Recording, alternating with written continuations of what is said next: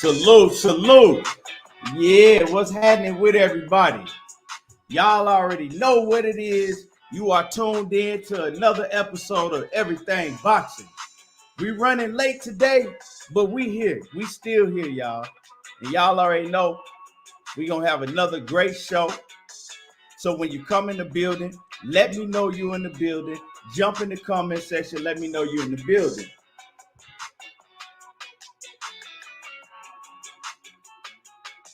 And my bad to everybody that was already in here waiting. Like I said, I had some things to do. So, but we here. So when you come in the building, smash on the like button. Let me know you in the building. And if you're still in here, salute to Jose Ayala, Mark Wonderlick, what's happening with it? Wayne Weatherspoon. He say Philly in the building. My man, boxing matchups with Dwayne Freeman, Nitty G, John Page, Mike Ron, the Queen, Cassandra Mason is in the building. Seattle Boxing Talk off in the building. We got my man, Mr. DBMH, John Kramer. Let me see who else. Leon Robinson, Dank Father, Tim Mouze, Skywalker, what's happening with it? Cheese All Out Fitness, Jake Grant, Detroit, BC, Bole, Adonis K3, PLG, Ski, Raymond Henry, John Bailey, what's happening with it, everybody? And like I said, smash on my like button. Let me know y'all in the building, in the comment section. And yeah. War Eagle 853. John from that 256 already. Alex Sanchez, what's happening with it? Macadon 1, what it do? Yeah. We finna cook today. I said running real late, but we still gonna get it in like we always do. Raymond Henry in the building from that DC. You know what I'm saying? Them DC players. Yeah.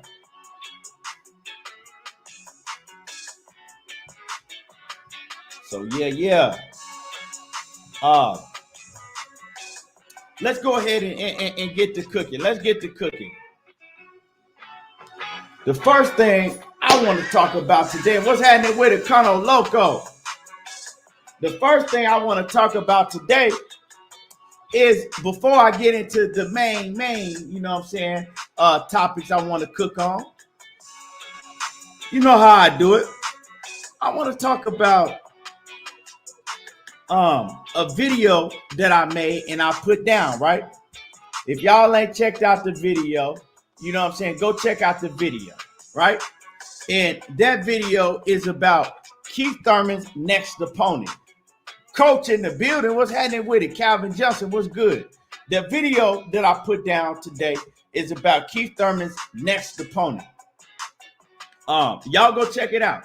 I broke down the whole welterweight division on the PBC side. And the reason I only did the welterweights that's on the PBC side is because if they're going to put Keith Thurman on pay-per-view, if it ain't going to be Terrence Crawford next, because we don't know what he doing, he got his business, he got to get his business right? It's going to be another PBC fighter that Thurman fights. They're not doing no pay-per-view and bringing somebody over from the zone or Top Rank or whatever. That ain't gonna happen. You know what I'm saying? I seen a lot of people in the comments saying, oh, well, this fighter and this fighter. Those are not PBC fighters. Those are not fighters that have a business relationship with Al Heyman. So it got to be a fighter that has if it's not Terrence Crawford or Errol Spence next, which I don't want to see him fight Terrence Crawford or Errol Spence next, because I don't think he did enough to deserve those fights, right? He not fighting no Boots Ennis, so y'all can stop saying, oh, well, Boots then. No, he just told y'all already he ain't fighting Boots. Boots has, you know what I'm saying? He's too dangerous without a belt. He's not taking no chance like that. So, you know, who does he fight next?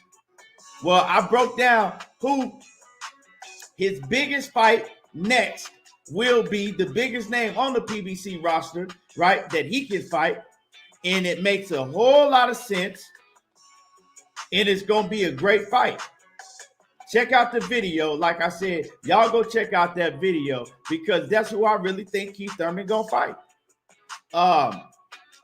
If they want to make, you know, if they want to make it make sense and make a lot of money on pay-per-view, and you get to gauge to see if Keith Thurman is back to the old Keith Thurman again. So yeah, if y'all, those who watch the video, y'all know who I'm talking about. That's who I think he's gonna fight. I really think he's gonna fight that opponent. It makes all the sense in the world.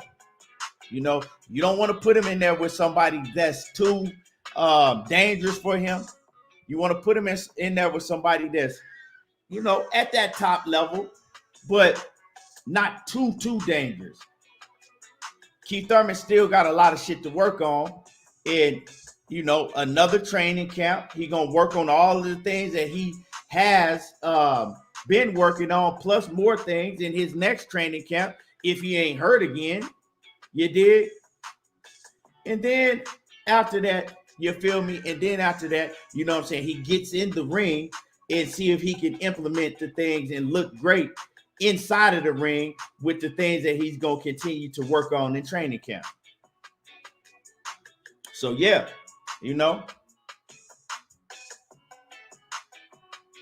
Bole says, I like if they put Russell, yeah, and that's Gary Antuanne Russell versus Matias in the co-main event. Yeah, that should be a hell of a fight. I got Gary Antuanne Russell. Real talk. And Gary Antuanne Russell, man. Gary Antuanne Russell, I don't think that he knows. Speaking of Gary Antuanne Russell, right? I don't think that Gary Antuanne Russell realized this fight that he has coming up, how big it could possibly be for him, right? Because he got a fight coming up on the 26th of February, 26th of this month. And we still ain't heard nothing from Gary Antuanne Russell. Right now, Gary Antuanne Russell, we need to look up and we need to see Gary Antuanne Russell. Oh, he on Blue Blood Sports TV. Oh, he's on Everything Boxing. Oh, Gary Antuanne Russell, he just went on whoever it may be, right? Gary Antuanne Russell was just on KQKC Boxing Network, right? But I look up, and I know Gary Antuanne Russell is training, and he doing everything he has to do, right, to go out there and look excellent in that fight. But Gary Antuanne Russell right now should be where we look up, and I go to Cono Loco Sports, and Gary Antuanne Russell is on Cono Loco Sports.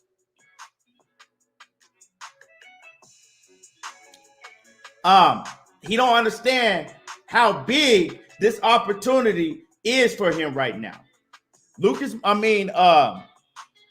I don't know why I was finna say Lucas Matisse. Victor Postol is ranked number 5 in the 140-pound division. He's ranked number 5. That means if Gary Antuanne Russell beats him, they got to move him into that 5 spot or higher, right? Depending on in what fashion he beats him.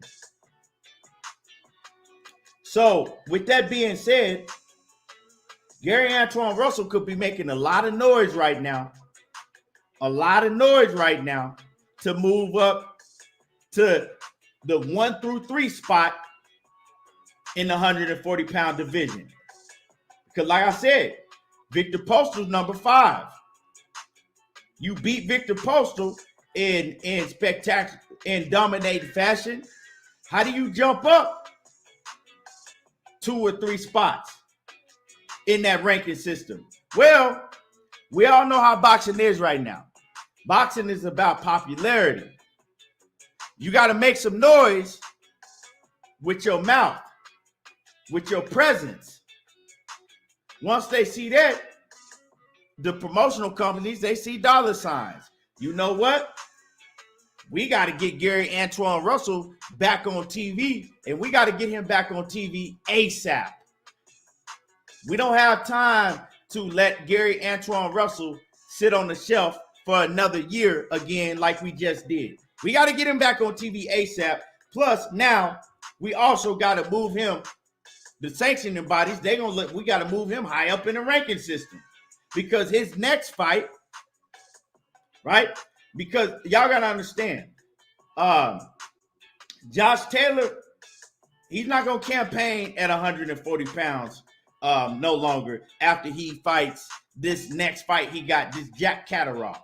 I don't see Josh Taylor really campaigning more than 1 or 2 fights at the most at 140 pounds, right? He gonna move up. Josh Taylor gonna move up, and he's gonna be another big name coming into 147 soon, right? So it leaves the division wide open. Wide open, right? You with PBC, Al Heyman can make shit happen, right?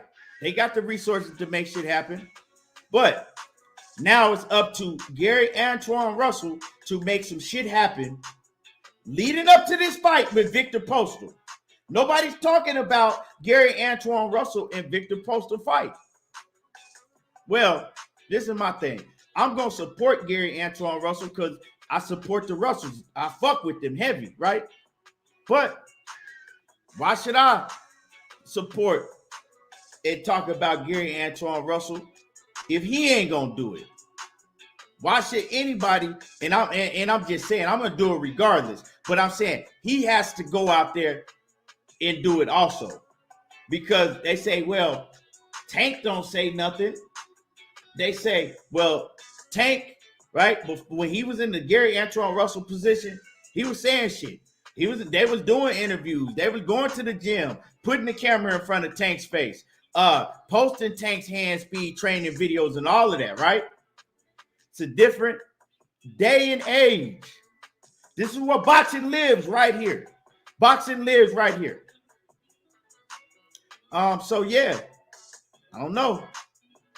And I talk about this shit because I want to see Antuanne Russell.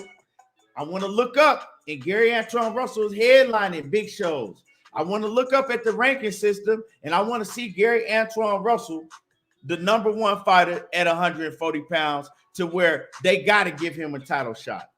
Not to where they can give him a Victor Postal fight. He can look good, and then, he go away quietly. He goes away quietly. The buzz is up and running for, a week because he just fought, and then all of a sudden, we don't know what's going on. Yeah.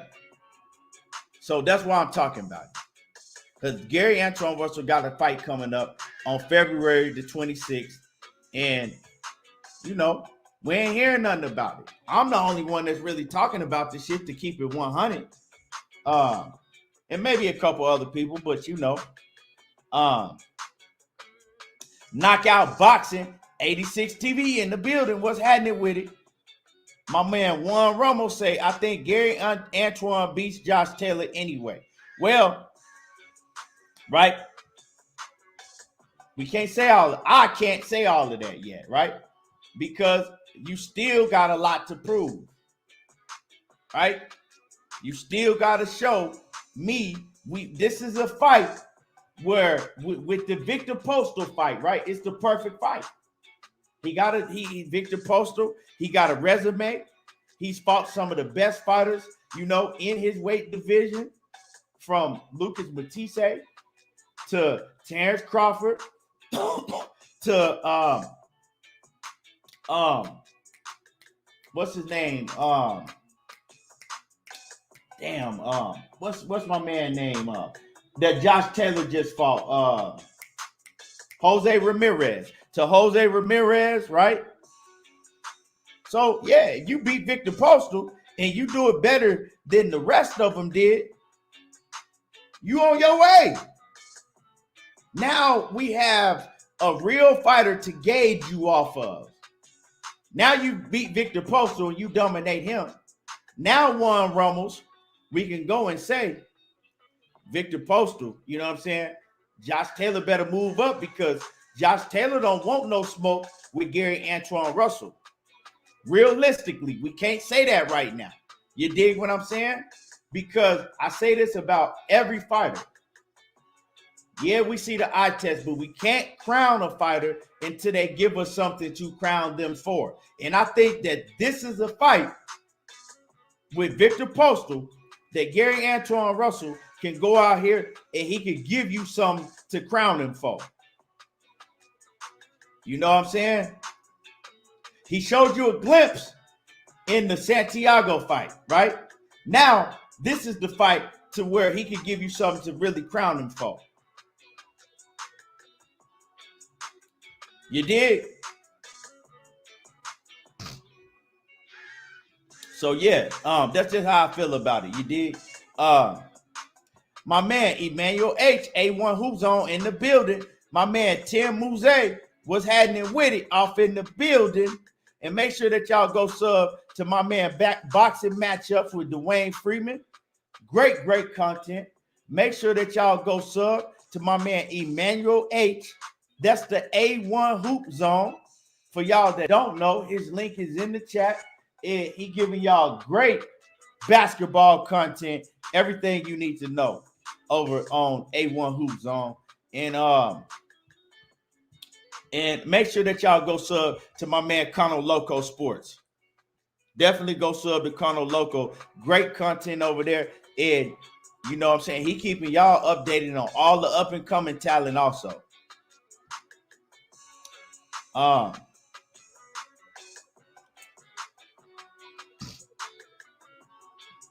Yeah, knockout boxing. That's all you need is an opportunity, right? But when you get the opportunity, you can't lay back. You got to build on that opportunity. And once again, how do you build now? You put your face out here so people can know who you are, right? Everybody ain't gonna watch Victor Postal versus Gary Antuanne Russell, right? Because they don't know who Gary Antuanne Russell is yet. But I guarantee you, leading up to that fight, you're gonna get a whole, if you coming on these shows, let people see your face, even if it's for 20 minutes. You pop up for 20 minutes, right? I mean, ain't nobody training 24 hours a day. You pop up for 20 minutes, make your rounds. I guarantee you, them viewership numbers on Showtime gonna be high, way higher.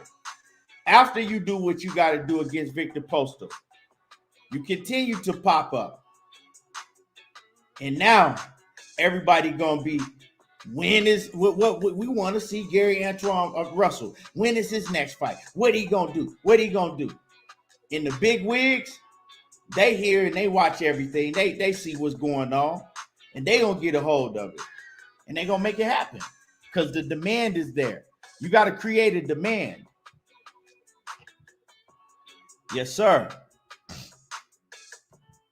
So Seattle Boxing Talk said, when is that fight? Gary Antuanne Russell and Victor Postal is February the 26th. My man Tim Mouze said, I used to ride with Canelo. He better fight Charlo because I'm done effing with him. Well, we gonna see him. We gonna talk about this Charlo stuff too. Cono Loco says Antuanne is good, but what's a realistic next fight? You mean after he get past after he gets past Victor Postal, what is a realistic next fight?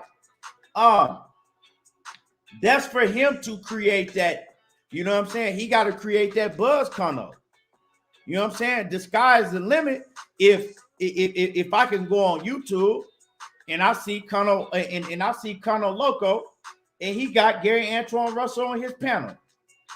If you can come on YouTube and the fans can come to Everything Boxing, and Antuanne Russell is on the panel. If you could go over to Blue Blood Sports TV, he got thousands of some people watching him every night. And you look up and Antuanne Russell is on the panel. And then you look up in the ranking system and Antuanne Russell is ranked number 2. Well, now you got, you know what I'm saying? Now you screaming, you making some noise. Tim Muse Skywalker, what's happening with it? He say, keep cooking. You already know I am. 817, what's happening with it? Jay Chestnut says, Russell versus Postal, the main event of the card. Yeah, they the main event.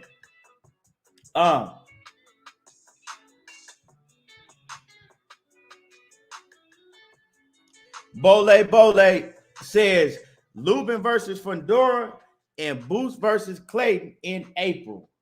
Yeah, solid fights. Both solid fights. You know what I'm saying? It's a step up for, you know, Boots. I think Castile Clayton to be the best opponent that he fought so far, but I'm looking for him to go ahead and walk through Castile Clayton like he been doing the rest of these opponents. So yeah, but you know, both solid fights, and actually, that's for the number 1 spot for the IBF. Excuse me. Boots and Castile Clayton, they're gonna be fighting for the number 1 spot. So one of these fighters, they're gonna have to see Jerome Boots Ennis within the next year, and it's gonna be for a title. Lubin versus Fundora, that is a hell of a fight, but I got Lubin. I wish I could. I wish, you know what I'm saying, Lubin can buy a granite chin, because if Lubin bought a granite chin, I don't see nobody at 154 beating Lubin. I really don't.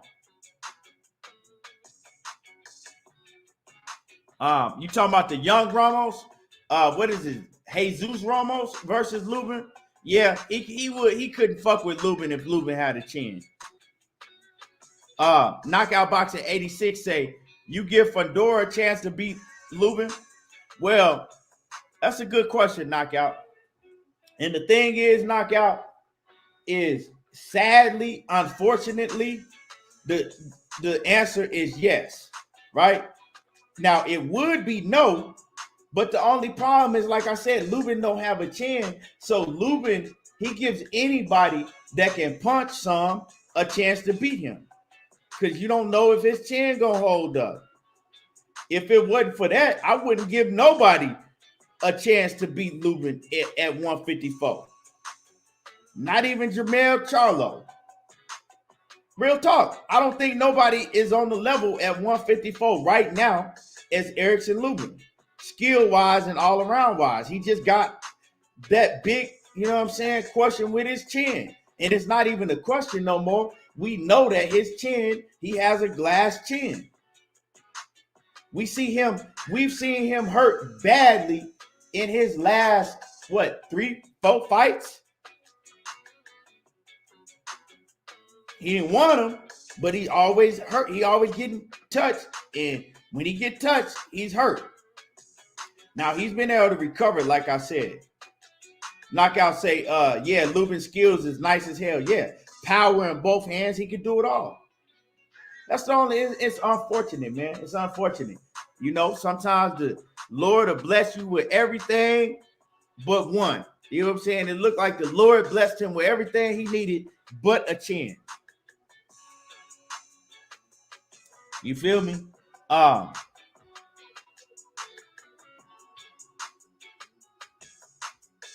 My man KG said, the way Lubin has looked lately, if he don't get him out early, I think it's a problem. And you know another problem with Erickson Lubin? And I think this is one of the main problems with his chin. Okay, I got you. I got you 503. Give me 1 second and I got you. I think this is one of the main hold on, y'all, and I'm gonna show you one of the main problems I think is with Erickson Lubin. Hold on. Let me see. Hold on.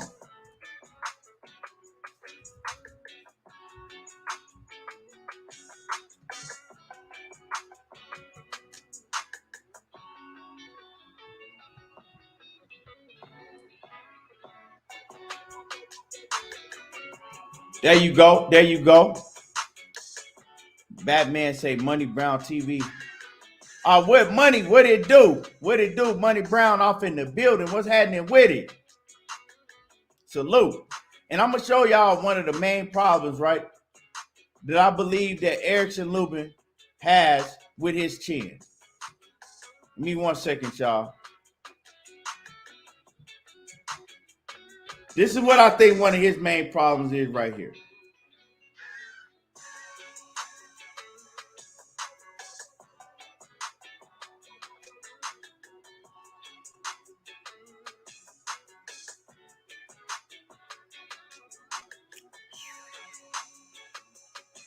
Bear with me here, y'all. Hold on. I'm gonna show y'all right now what Erickson Lubin, what I feel one of his main problems is. Give me a second.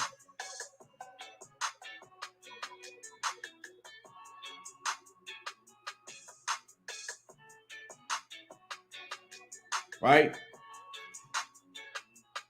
You see that? Do y'all see that? Right? Kind of look Jared Hurdish, right? I'm gonna show y'all another picture.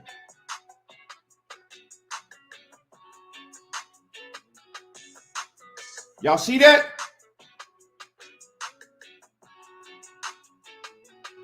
Now, when you're fighting at 154 and you look like you walking around, right? In pre-camp, starting training camp, and you look like you weighing in the high 190s, 200s. That's a problem because now you're showing me, right? Now you're showing me that you're going into camp and you having fat camps. You feel me? You having fat camps. So you're not able to go into camp comfortably to where you could just, work on things and you healthy. Now you trying to lose a whole lot of weight. And what happens when you do that? It affects the way that you can take punches, right? Because your body is drained. Your body is drained. You having to lose too much weight.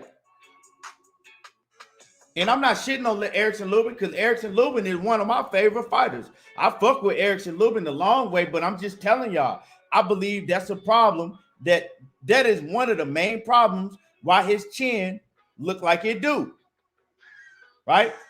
He told y'all the reason why he wasn't able to recover in the Jermall Charlo fight is because he wasn't trained well enough. He said he wasn't training good enough back then. He wasn't in good enough shape back then to be able to have a nice punch resistance. But he said he fixed that.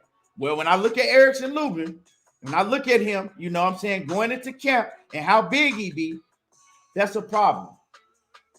And when you get in there with a Jermall Charlo or even a Tim Tszyu or somebody like that, they might expose that problem. And you might get knocked out again. I'm just saying. And my man, Smooth Groove, boxing off in the building. He said, and he just became a new member of the channel, and salute to Smooth Groove Boxing. And I thought of this, right? For all the channel members and for, future channel members, right? I want to do something because I done been to a whole lot of big, you know what I'm saying? I done been around a lot of y'all favorite fighters. In the club with them, behind the scene, like and I got a lot of stories. I got a lot of stories of shit that I didn't see go on with a lot of y'all favorite fighters, right? A lot of interesting stories that motherfuckers would really, really love to know. And I'm thinking about doing this, but I got to get, I got to get enough members before I start laying these videos down. Now, I'm thinking about telling these stories, right? It's a lot of interesting stories that I got with a lot of y'all favorite fighters. Now, in these stories, I'm not going to say no names, right?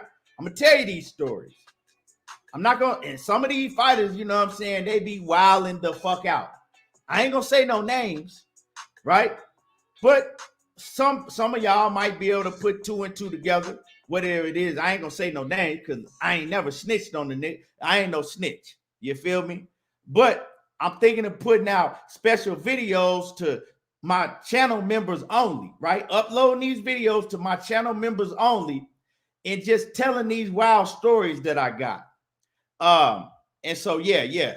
So like I said, when so be looking forward to that, but I'm gonna wait to drop these videos until I get enough members, you know what I'm saying?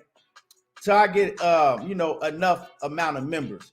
So, yeah, so, everybody that want to become a member of the channel, it's right there. Y'all, feel free to become a member.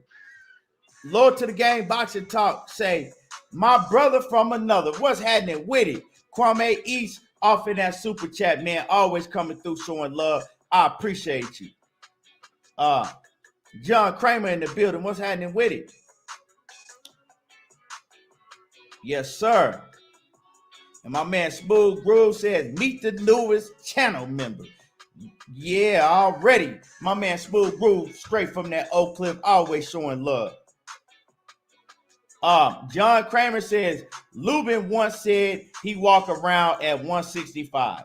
Well, my man John Kramer, I don't know how long ago that was, because as of right now, that's a goddamn lie. Lubin ain't nowhere near walking around only, you know what I'm saying, 160, what he fight at 154, he 12 pounds more than he fight at. Nah, that's a lie. And like I said, he might have at one point in his career, but not now. Not from what I saw. Jay Chestnut said he got the same issue that Earl had. He said that's why Earl said after the Danny fight that he was going to have to keep his weight down. He got to keep that weight down. Keith had the same kind of issue. Yeah, and that's Keith Thurman's issue also. It affects your career. When you ain't living a fighter's lifestyle, and like I said, I know more things about Erickson Lubin, but I'm not finna see, it ain't my place to talk about that shit. But let me see who else we got in the building. Lee Stevens, what's happening with it? What's happening with it? Let me see what my man, hold on. Cassandra Mason, I see you. Let me see, my man Lee Stevens, salute to you. He just became a new channel member. I appreciate you coming through, showing love to the channel. Appreciate you.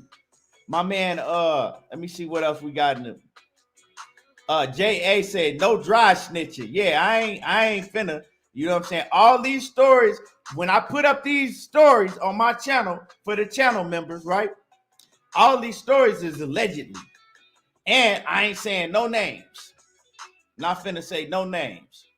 You feel me? That's why if I do slip up and say a name, before I put the video up, I can take that name out.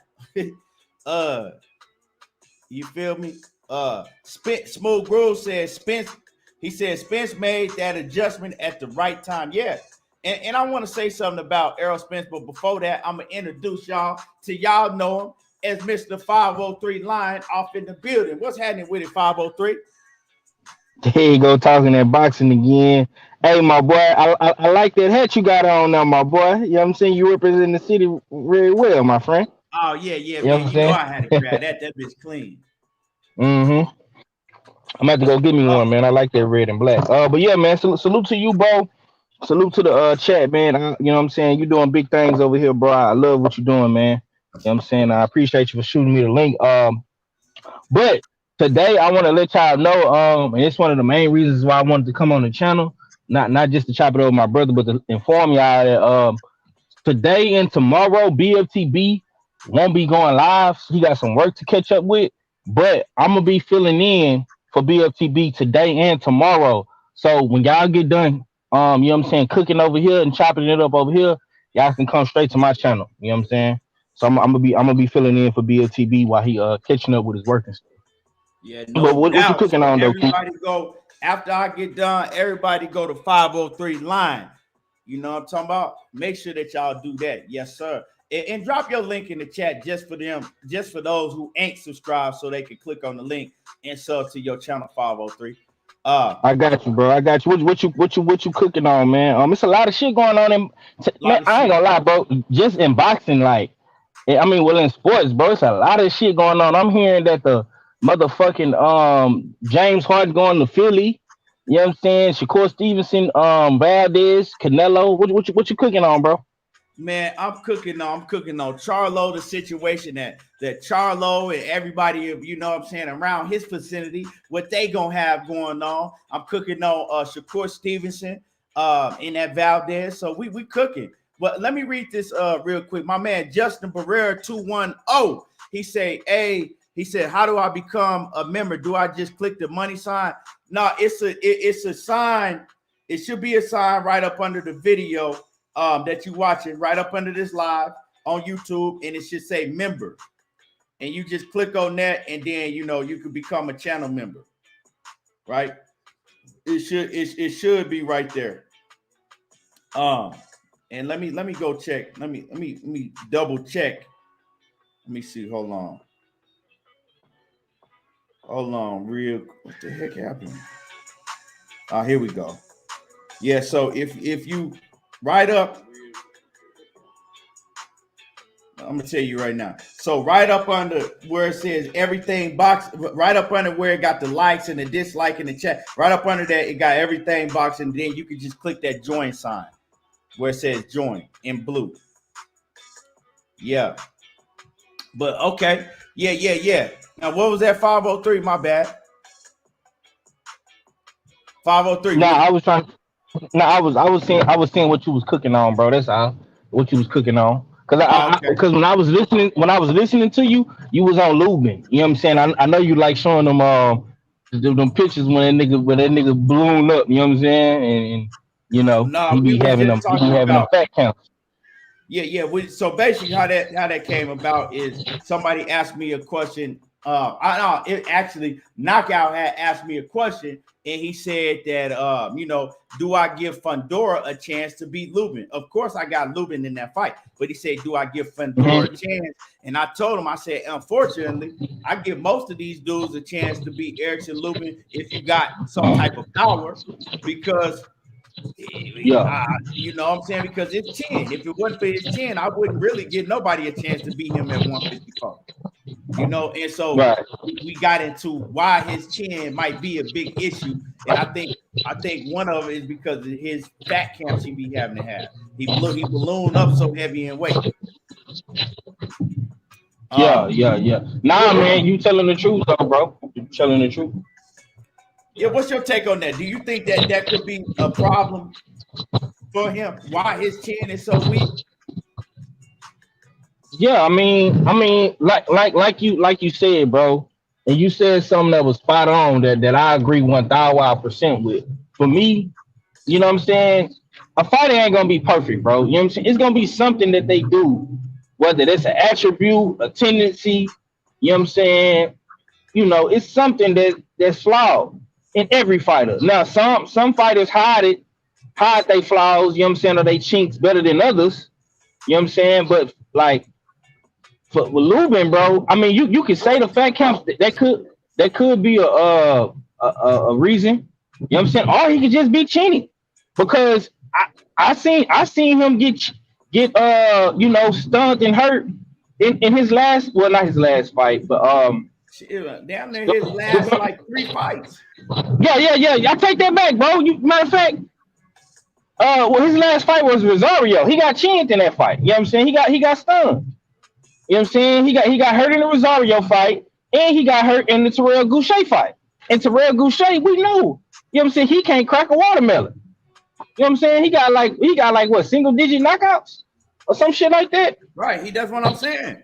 That's why I said that's why I made the statement that, you know, unfortunately, with all the talent he got, anybody, right, that has a little bit of power, right, has a chance to beat Erickson Lubin because his chin might not hold up.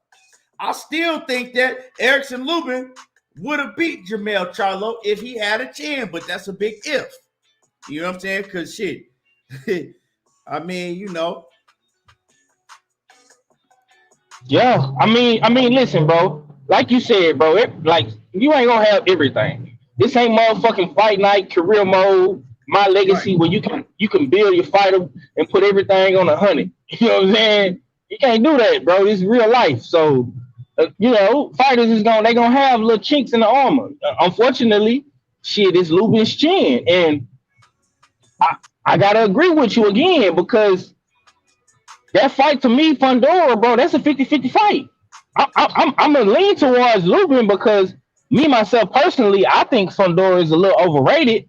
But if he can crack Lubin's, you know what I'm saying, chinks in his armor, which is the chin, you know, by throwing a bunch of punches and shit, and you know, being overwhelming in his chest and shit, he could beat him, possibly hurt him. So that's definitely something to think about. The only way I see Fundora beating Lubin, just the same way I see anybody else that's at 154 beating Lubin right now, by knockout. It's the only way you're gonna beat him. Because, like I said, when I look at Jermall Charlo, Brian Castano, who else at 154? That's all of them. Anybody at 154, right? When I look at everybody, he has a better skill set. He has better attributes than all of them. I mean, I'm talking about power in both hands. You know what I'm saying? He can move. He can walk you down. He can fight on the inside. He can fight on the outside. To me, he got everything. He just, right, it's just the chin. It's the chin. Because even in the Terrell Goucher fight, Terrell Goucher is a solid fighter. He's a solid fighter. You know what I'm saying? But Erickson Lubin beat him. He beat his ass every round except for that round where he got hurt. When you shutting out fighters like Terrell Goucher, you know what I'm saying, making it look pretty easy, but the only thing is he hit you with a jab or something and damn near knock you out. That's a problem. Yeah. Facts. Yeah. And like this too, bro. I'm gonna say this real quick. You gotta be a motherfucker that can, like, your punch placement gotta be on point. You gotta be hella accurate to catch Lubin. Because a lot of motherfuckers like Goucher didn't hurt him, Rosario didn't hurt him, but they couldn't drop him. You know what I'm saying? Or knock him out because their punch placement was a little off. They wasn't as accurate, you know what I'm saying, as Charlo was. Charlo shit was pinpoint accurate, and he had been working on that shit the whole time in training camp. You know what I'm saying? Because Derrick James is a fucking good ass coach. Right. Man. You're right. And Charlo, like I said, they seen Erickson Lubin's flaw. They seen the flaw that he did where he dipped to that side and he leave his shit open, and they took advantage of it. And Charlo timed it perfectly. But if Erickson, and like I said, we can say an if because you know what I'm saying, if my mama has some nuts, she'll be a man. But I'm just saying, if he had a chin and he was able to, you know, take that shot from Jermall Charlo, what would happen? You know what I'm saying? We didn't even get to see how that fight played out because shit, it ended in, what was it, 1 round, 2 rounds? Mm-hmm. The first or the second round? I think it was in the first round. Yeah, man. And so, you know, I ain't gonna lie. I ain't gonna lie, man. I was hurt about that fight. All right, cause Erickson Lubin was my dude, and I fuck with Jermall Charlo too. But for some reason, I just thought that Erickson Lubin was better. Yeah. So you put some money on that fight for Lubin? Because I know you picked Lubin. I did. I did. I think I lost like 2,500 to one of my partners on that fight. Cause for some reason I thought Lubin was better, man. I still think he better. I still think that Lubin is better, but it's chin. And he get in there again with Jermall Charlo. He probably gonna suffer the same fate. But yeah. And salute to KC Boxing Network with some news. Here's some news, y'all. KQ just sent this to me, and he says, and I'm gonna read it to y'all as I'm reading it, because I don't know what it is. Right? But KQ sent this to me. A statement from Canelo Alvarez trainer / manager Eddie Reynoso, y'all. Here it is. Hit my like button, because a lot of y'all ain't hit the like button. And I know you noticed that shit too when you be doing your lives, 503. Bro, they do me so dirty on the likes, bro. It's crazy. That's why I understand why, like, in every fucking show and video you do, you constantly saying smash the like button. Right, bro, because you have so many people in there, and they'll watch your whole show, watch your every move, and they won't take not even less than a second to hit a like button. I don't be understanding that for real. Anytime I go to somebody's show, the first thing I do is hit the like button. You know what I'm saying? Let's go. Okay. So here's the news, y'all. Here's the news. It says, good afternoon. And this is from Eddie Reynoso, Canelo's manager and trainer. He says, good afternoon. I'm grateful to communicate that there is offers for Canelo's next fight from PBC and Matchroom. The negotiation process is still a work in progress. It says a final decision has not been reached. As of now, all information published yesterday has no truth or foundation behind it. Once we have signed the agreement, our team will be the first to notify you in public. Yesterday, I did a show yesterday, and I felt. Text that to me, bro, because I'm gonna cook on that on my show too. I want to talk about that. I'm gonna send it to you right now. Send it to me, bro. Send it to me real quick, please, man. Appreciate that, OG. Appreciate that. And I appreciate KQKC Boxing Network. And the reason I said his full channel name is because you need to be subscribed to KQKC. And if you ain't, I don't know what to tell y'all. You might, you know what I'm saying? You might, something might be wrong with you if you ain't sub to KQKC Boxing Network. But yesterday, right, I cooked on this situation. And I said, I gave y'all my thoughts, how I felt about that Triple G shit, right? I gave y'all my thoughts. But then I also gave y'all a different point of view, right? I also gave y'all a different point of view when I spoke on it. I said, we know that Eddie Hearn, right? He wants Canelo to fight over there on DAZN real bad, right? Because he gonna get paid off of it. I said this might be just the story that Eddie Hearn is putting out there to try to entice, right, Canelo Alvarez to sign some shit in public, right? To try to see if the public is happy with hearing a Bivol fight, if the public is happy with hearing a Triple G fight, right? To try to gauge how the public is feeling about the situation. I said, so we can't jump the gun until we hear that this shit is signed, sealed, and delivered, right?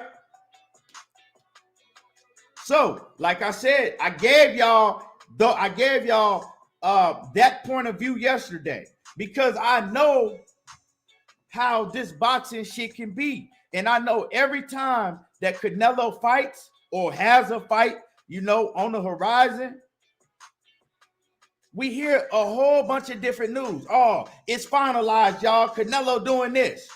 And then a week later, they'll come back with a totally different news, right? Saying that's finalized.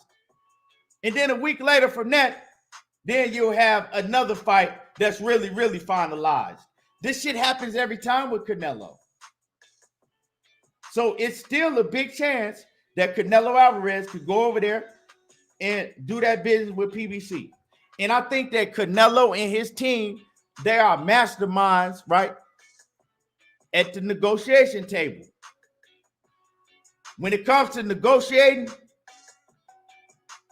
they do an excellent job on getting Canelo the biggest bag possible. So I'm gonna break it down to y'all like this. And I see y'all in the comments. And my man Kwame E said he just subbed to KQKC Boxing Network.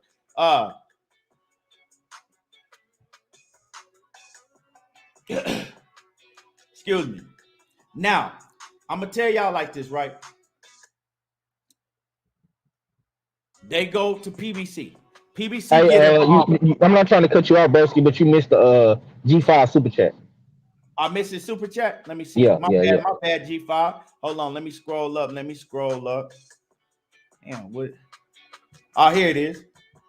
My man G5_ Gabe in the building. That's my guy right there. And make sure that y'all sub to G5_ Gabe. And I'm pretty sure he gonna be going live as well tonight. Sub to G5_ Gabe. And y'all can't say y'all don't know what the name is or how to type it in because it's right there on my screen. He says, man, they do me dirty on the likes as well, bro. Yeah. They want to watch you. They want to hear what you got to say. They want to soak up all of the knowledge and the news that you give them, but they don't want to give you the common courtesy of coming in your house when you feeding them and just saying hello, hitting the like button. You know what I'm saying? That's the equivalent of me going over to 503 Lions house. He opened the door, right, with open arms for me. And I walk in the door. I don't say a word to him. I walk right past to him and go right in this motherfucking refrigerator and start grabbing shit. I ain't even said hello to the man. I ain't even said what's happening to the man. That's how I feel about that. W right side off in that super chat. He say, Bud need Canelo team around him. Man. Woo. Man, you ain't said nothing. I'm telling you, because they know how to negotiate. And so this is how I see it, 503. This is how I see how Canelo and them, what they doing, right? They go to PBC. PBC say, we'll give you 45 mil and we'll give you this, and that for Jermall Charlo fight. That's our offer. All right, that sounds good. We're going to keep that in mind. They go to DAZN. DAZN say, we're going to do, you know what I'm saying, we're going to give you 2 fights, and we're going to give you 40 mil, 42 mil, or whatever it is, right, for each fight. Damn, that's a good deal. I don't know how we could turn that down. You know what? Get the paperwork ready, and I'm going to keep y'all in mind. They go back and holler at Al Heyman. Well, y'all gave us a good offer, but this the deal that DAZN got on the table for us right now. You know, we like doing business with Eddie Hearn, you know, because we've done a lot of fights over there on DAZN, but we respect you also, Al Heyman, because, you know, y'all treated us good at PBC, but, you know,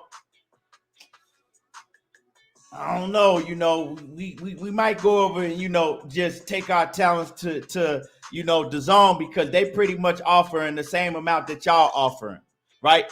And they offering it in the 2-fight deal. Now, and they walk away. We'll think about it, you know what I'm saying? They walk away. You know what? Nah, we going to go ahead and go with DAZN. Damn, Al Heyman, PBC, they get to scrambling. They call Canelo back up. you know what? We got 50 million on the table, you know, for you to fight Jermall Charlo. And we got a split for this, a higher split for the pay-per-view. Bam! Okay. Bam! We didn't negotiate more money that fast. Let's go ahead and make it happen. And that's just how business is, right?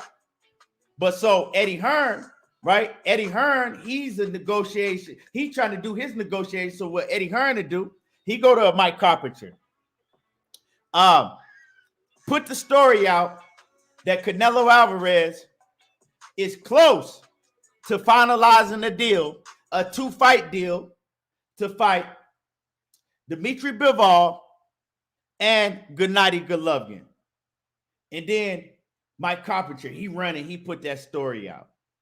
Now everybody is, you know what I'm saying? So that's how negotiations work. That's why they say close to finalizing the deal. 503. What the fuck is close to finalizing the deal? What is that? It's shit. It to me, man, they're close to finalizing the deal is that they got everything on the motherfucking table. You know what I'm saying? Only thing that's stopping it is John Hancock. I mean, because I'm pretty sure. Listen, bro, it's like this. With Canelo, the motherfuckers at the zone got, they felt some type of way. You know what I'm saying? Because Eddie telling them motherfuckers, yeah, I got Canelo back over here. We're gonna do this, we gonna do that. Blah, blah, blah, blah. You know what I'm saying? He go over there, you know what I'm saying? He fight Caleb and motherfucking Yurdom, you know what I'm saying? Everything is lovely. You know what I'm saying? Then motherfucking Eddie Reynoso and them go to PBC, say, look, man, you know, we trying to get this last belt. We've been trying to fight Plant, blah, blah, blah, blah. They get the fight done. They give Canelo 30 million. You know what I'm saying? And then the zone sitting back like, well, damn, Canelo ain't fought on pay-per-view in years. Oh, that fight ain't gonna do shit. We straight, we good. Motherfucker doing 800K. You start calculating all that shit up. Oh, damn. Motherfucking 800K. You know what I'm saying? $100 a pay-per-view. Man, they clear 80 million. And Al Heyman then got all his money with the sponsorships and shit, and then paid everybody on the card. You put some little no-name guys on the undercard, up-and-coming guys. You know what I'm saying? We're gonna pay them X, Y, and Z. We're gonna get Canelo his bag, give Caleb Plant his, and we keeping the rest. The zone them like, oh damn, you motherfuckers. Okay, well guess what, Canelo? We got this for you. We got Bivol, we got Triple G. You know what I'm saying? We gonna do this, we gonna do that for you. You know what I'm saying? All you gotta do is put your John Hancock on the motherfucking contract, and we good. That's what close means. You know what I'm saying? Like, that's why when all this shit came out yesterday and today, I made a video about the Canelo sweepstakes, but I didn't go in on Canelo because I'm not mad at what Canelo is doing, bro. Like, Canelo is like the Floyd Mayweather of this era. He's like Sugar Ray Leonard. He's like Mike Tyson. You know what I'm saying? I know the brothers don't want to hear that shit, but it's the truth. He dictate the market, bro. When Floyd fought, Floyd dictated the market. You know what I'm saying? When Mike fought, he dictated the market, bro. When Sugar Ray Leonard fought, he was getting paid more than everybody. That's just what it is. That's Canelo. Can't be mad at Canelo. You know what I'm saying? But you got to pay close attention to what these suits be doing because they be playing these type hoe-ass games. And I'm glad that Eddie Reynoso came out and cleared the shit up to let people know, like, look, man, the shit is closed. Because I guarantee you, bro, if Canelo would have been fighting Bivol, nigga, the Zone would have posted the shit. Matron would have posted. Eddie Hearn would have been in everybody's fucking camera, goddamn, doing interviews and shit on IFL and Fight Hype, Fight Hub. That shit would have been everywhere. But you got to pay close attention to what they saying because Carpenter been talking about this shit all week. Oh, it's Charlo. It's close to Bivol and Triple G. You know what I'm saying? So don't put your eggs all in one basket. It's really up to what Canelo and Eddie Reynoso want to do. They dictating this shit. So until you hear them say it, this shit don't really mean nothing. they just giving us the options and what the fuck going on. You know what I'm saying? But really, close mean, man, we need your John Hancock, bro. We need your signature. Sign here, sign here, sign here. Have a good day, Mr. Canelo Alvarez. First, it was close that Canelo and Jermall Charlo were close to agreeing to a deal. Then now that so close, when these Mike Carpenter and all these, when they come out and report this shit, that don't mean shit. I mean nothing. And like I said, a lot of that shit is just negotiation tactics by the fighters and the manager. You know what I'm saying? You said you're going to give us this. We're going to go back over here. They said they're going to give us this. What can y'all do? Oh, if y'all can't do nothing, okay, we're going to go work with them. And that's how they do it to get the biggest number.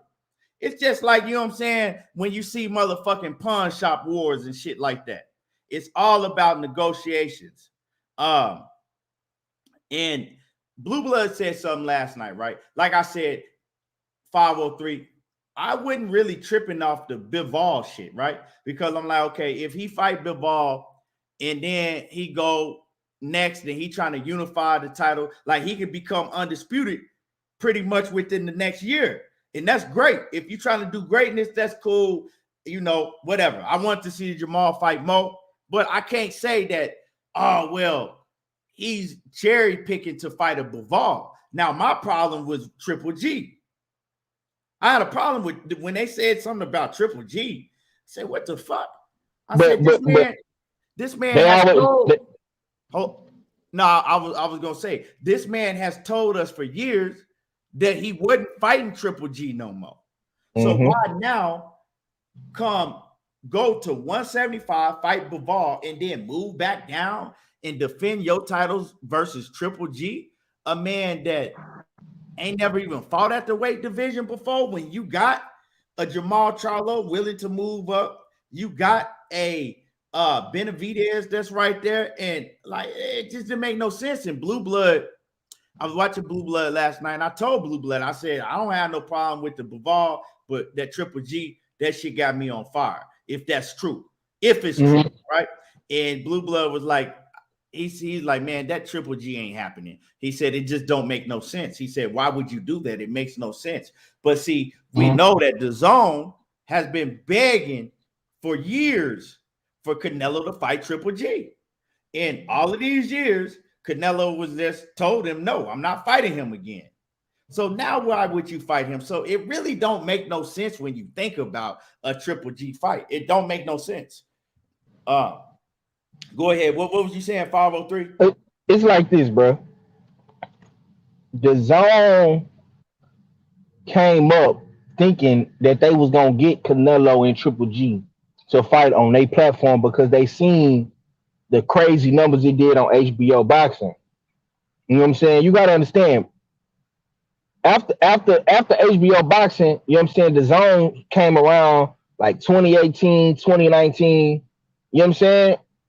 And they always was under the pretense that they was gonna get that fight, because Oscar De La Hoya was telling them that they was gonna get the trilogy, and Eddie Hearn was telling them that they was gonna get the trilogy. That's how they got Triple G over there.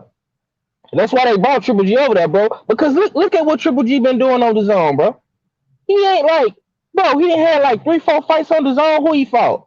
Zermeta, Derevyanchenko, Stevie Rose, some bullshit like that. And ain't none of them did no numbers. Yeah, so and this and then it's the crazy part about it too, bro. Triple G getting paid from the Zone. You know what I'm saying? And he got like a percentage in the company or some wild ass shit like that. So Triple G getting a bag from the Zone. So they was always under the pretense that they was gonna get that fight, and they thinking that it's gonna do crazy numbers, which it might do. You know what I'm saying? Because, you know, Canelo fans want to see Triple G get knocked the fuck out. And I'm going to keep it real. I don't want to see that fight just as much as you or the next person in the chat. I don't want to see it. But I will watch it just to see motherfucking Triple G get his ass retired. And, you know what I'm saying? And sent the fuck back to Kazakhstan with that bullshit. You know what I'm saying? But, like, I agree with you on that point, too, because I'm not going to sit up here. That's why I didn't go in on Canelo. You know what I'm saying? My problem was with the suits and boxing. You know what I'm saying? But Bivol is low key a good fight, but like I said this on Knockout Boxing channel last night too.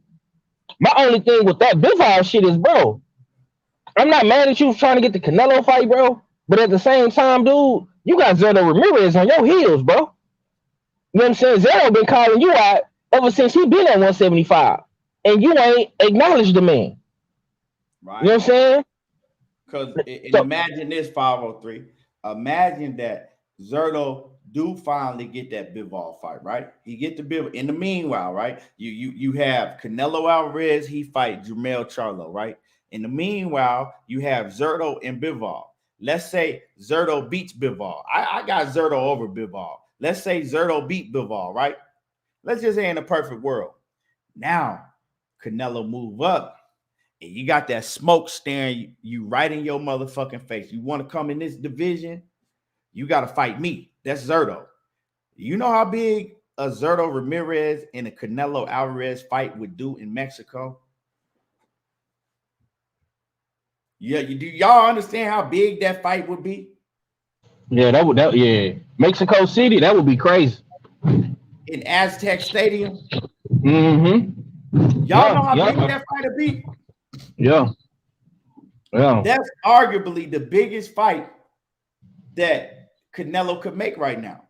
And just because of the where they could have it at, if they could sell out that ain't never been, you know what I'm saying? He could do some shit that ain't never been done before. But you got to be willing to get in the ring with Zerto Ramirez. And like I said, I give people this story, and people like to change and flip and run with narratives that Canelo Alvarez didn't want to fight at 168 because of David Benavidez. It wasn't David Benavidez. It was Zerto Ramirez. Zerto Ramirez was the king at 168 pounds when Canelo first started talking about going to 168 pounds, right? And people said, well, if Canelo moving to 168, Zerto Ramirez is the champ, is a title holder at 168. Zerto Ramirez is the king at 168 pounds right now. You know what? What if Canelo fought Zerto in Mexico in a big ass showdown? And everybody started talking about that shit. This is some years ago, right? Everybody was talking about, damn, that's the fight that we want to see. That's the fight that the Mexicans want to see. Zerto against Canelo. And you know what Canelo came out and did 503? He said, I'm not fighting no Mexicans. I'm not ever fighting a Mexican again, right? Never fighting a Mexican again. That's what he said when his name was linked to Zerto Ramirez at the time. It had nothing to do with David Benavidez. This is the truth. Y'all go back and do your research. The receipts are still there. It wasn't David Benavidez.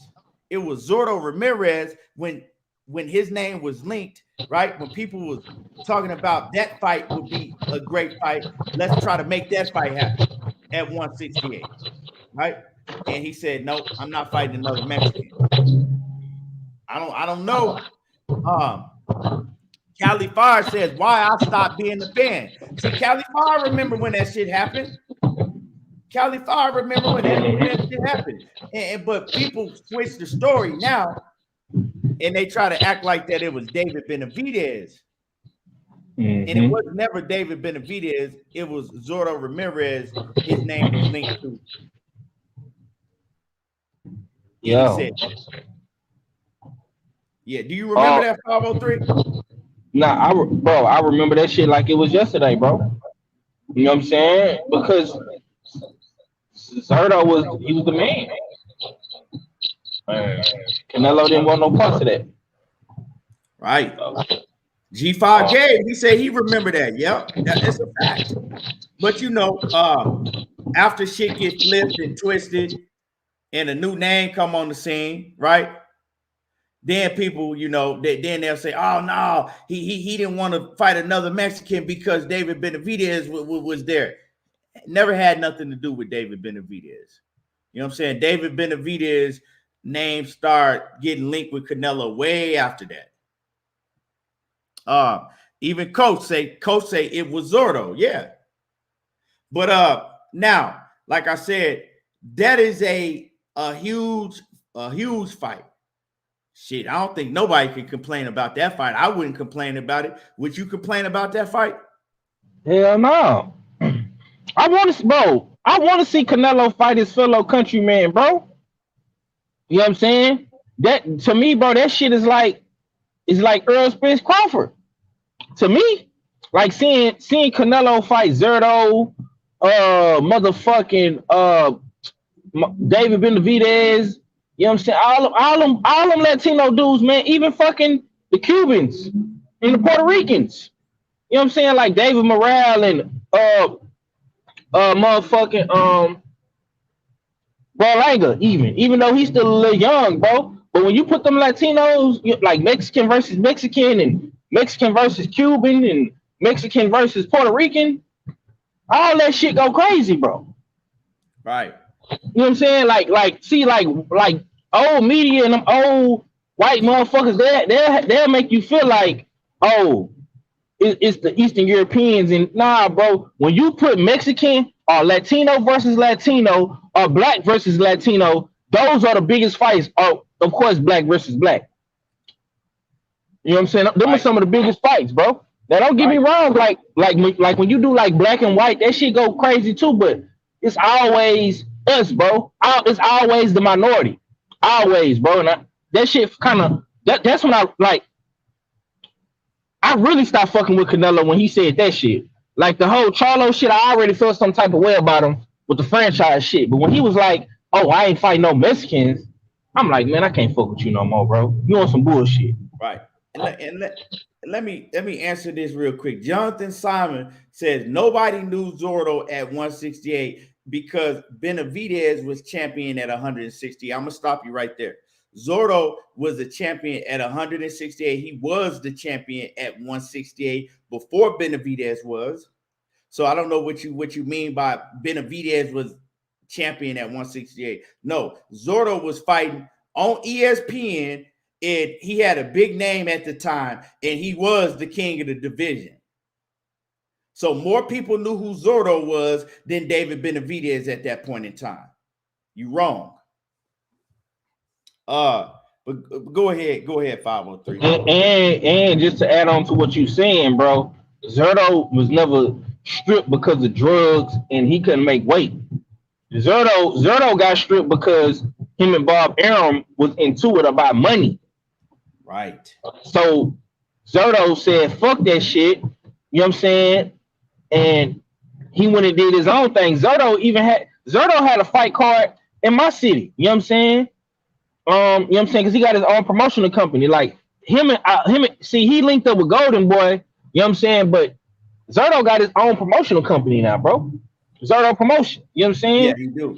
Mm-hmm. So he was putting on fights. He was putting on fights for a little bit down there in Houston and shit, wasn't he? Yeah, bro. So Zerto always was a businessman. He just was, like I say, man, a lot of times, man, Bob Arum, like certain dudes he can't do business with because when you busy, when you got the right team around you, like Bob Arum can't just, fuck you. And Zerto had to get out that situation. So he lost the belt like that. And when he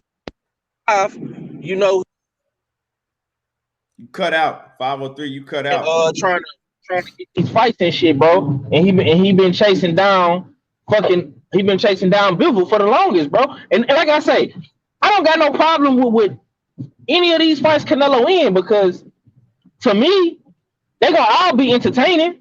It's just all about what you want to see. You know what I'm saying? Like the Canelo and Triple G shit. I ain't got no problem with that, but I want to see him knock Triple G the fuck out. Now, if he don't knock Triple G the fuck out, I'm gonna be disappointed. You know what I'm saying? The Bivol shit, I don't mind seeing that shit neither. I think that's gonna be like a high level, you know what I'm saying, chess match. You know what I'm saying? It's gonna be very technical in that bitch because I know Bivol ain't gonna want to give up nothing. Canelo ain't gonna want to give up nothing. You know what I'm saying? Canelo gonna be trying to go for the gusto and shit. In a Charlo and Canelo shit, that's just gonna be an all out, you know what I'm saying, war. Yeah, you know what I'm saying? I mean, I feel exactly what you're saying, except for that Triple G shit. I don't want to see the Triple G. I got a problem with that. You know what I'm saying? I have a problem. Why though, bro? Why do I have a problem with if he fights Triple G again? I'm gonna tell you why I have a problem, and it's more than one reason why I have a problem if he fights Triple G again. First of all, you fought Triple G the last time in 2018, right? And you beat him. You beat him clearly. You beat him at his own game. He was crying and whining about that you need to come forward and stand straight in the ring and you know, not move around and fight you like that. You said, okay, bam. You came back and you walked him down. You took it to him. You had him on the back foot and you beat him at his own game. Since then, Triple G has fought Derevyanchenko in a fight that he should have lost, right? Mm-hmm. He fought a Stephen Rose, and Stephen Rose, you know what I'm saying, was hitting him with everything plus the kitchen sink. He ended up getting a knockout, but he didn't look that good in that fight. He fought a Zormeta. Nobody watched that shit. You know what I'm saying? Nobody was, I remember, nobody even knew that shit came on in the middle of the day on a Friday, and nobody gave a fuck about it, right? And he didn't even look good in that fight. He looked whatever. He was just fighting a bum, right? Now, 2018, you beat him already, clearly. Now you come 19, 20, 21, 22, 4 years later, and you fight him again, and the man is 40 years old. You got a lot of, let me mute your mic because you got a lot of noise in the background.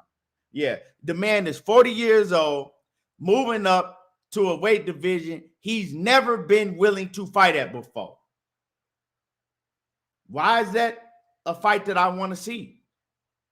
That's not a competitive fight. I don't want to see that fight. What is it for? Why are you defending your titles at 168 versus Triple G? What has Triple G done to deserve to fight for undisputed at 168 pounds? No, I got a big problem with that fight. I don't want to see that fight. But anything else, the Bivol fight, I understand Bivol. You know what I'm saying? So I mean, you know, I got Canelo probably stopping Bivol, you know, or if not stopping Bivol, I got him definitely beating Bivol. Actually, David Benavidez just talked about the Canelo and Bivol fight. David Benavidez, he sparred a lot of rounds with Bivol. And so they asked him, how you see a fight going between Canelo Alvarez and Dmitry Bivol? David Benavidez says Canelo knocks him out. He says, when I sparred him, all he really has is a 1-2. He says he said he got some skills, but he pretty much a straight up and down basic fighter. He just, has a 1-2. He says, so I got Canelo, figuring him out and stopping him. And I got the same thing. And that was from David Benavidez's mouth that says that he sparred a lot of rounds, full out sparring with Bivol. And another thing with Bivol, he is at a 175-pound fighter, but he's not a big 175-pound fighter, right? He's small for the division. Also, I mean, he's not the most devastating puncher. You know what I'm saying? He don't hit that damn hard. And I've seen Dmitry Bivol look very mediocre in his last 3 fights.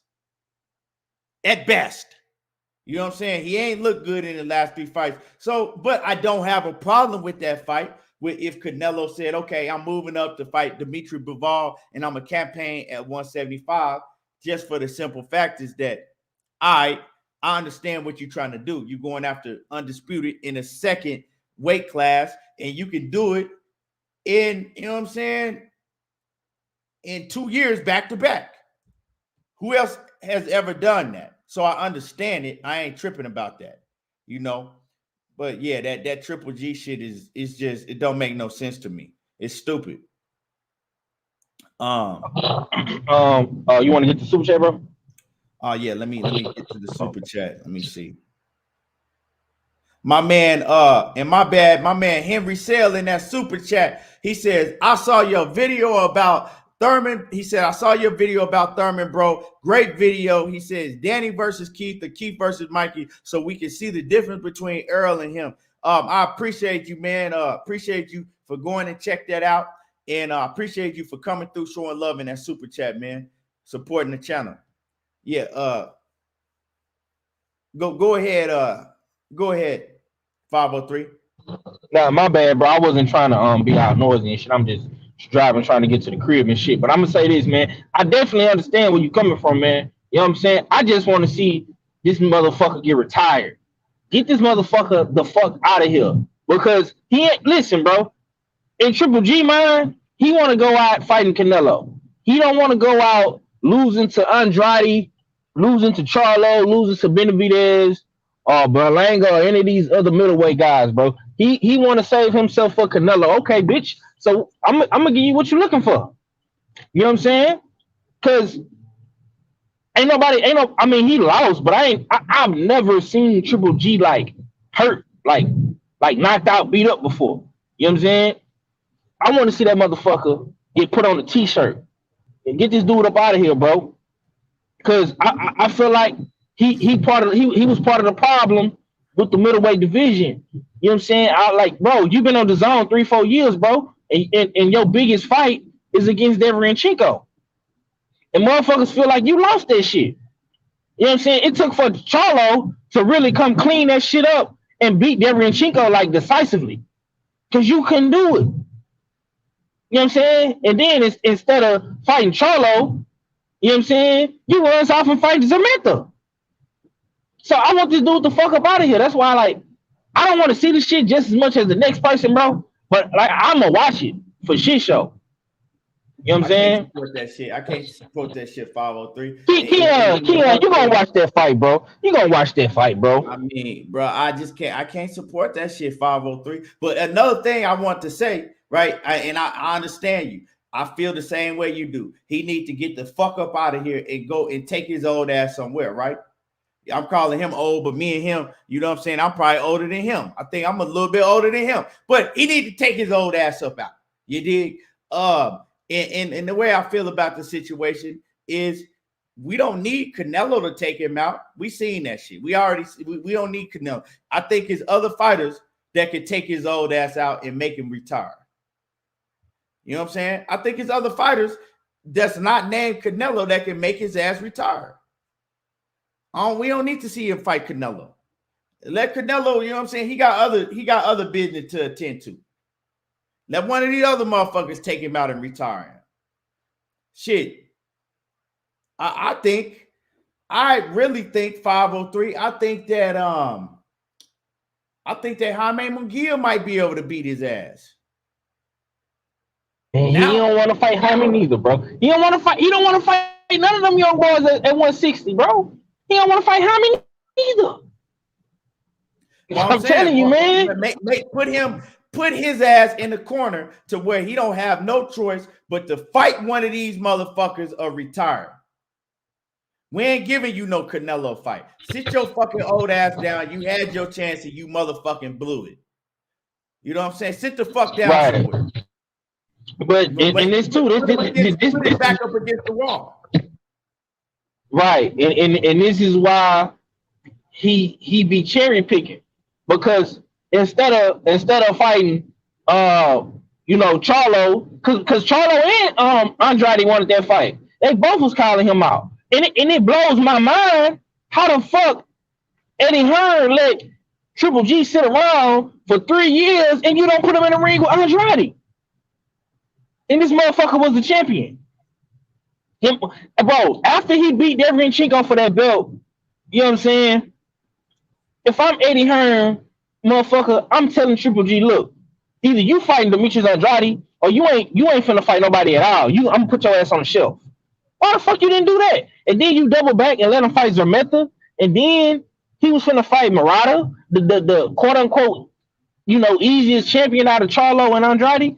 That should tell everybody what they need to know about Triple G right there.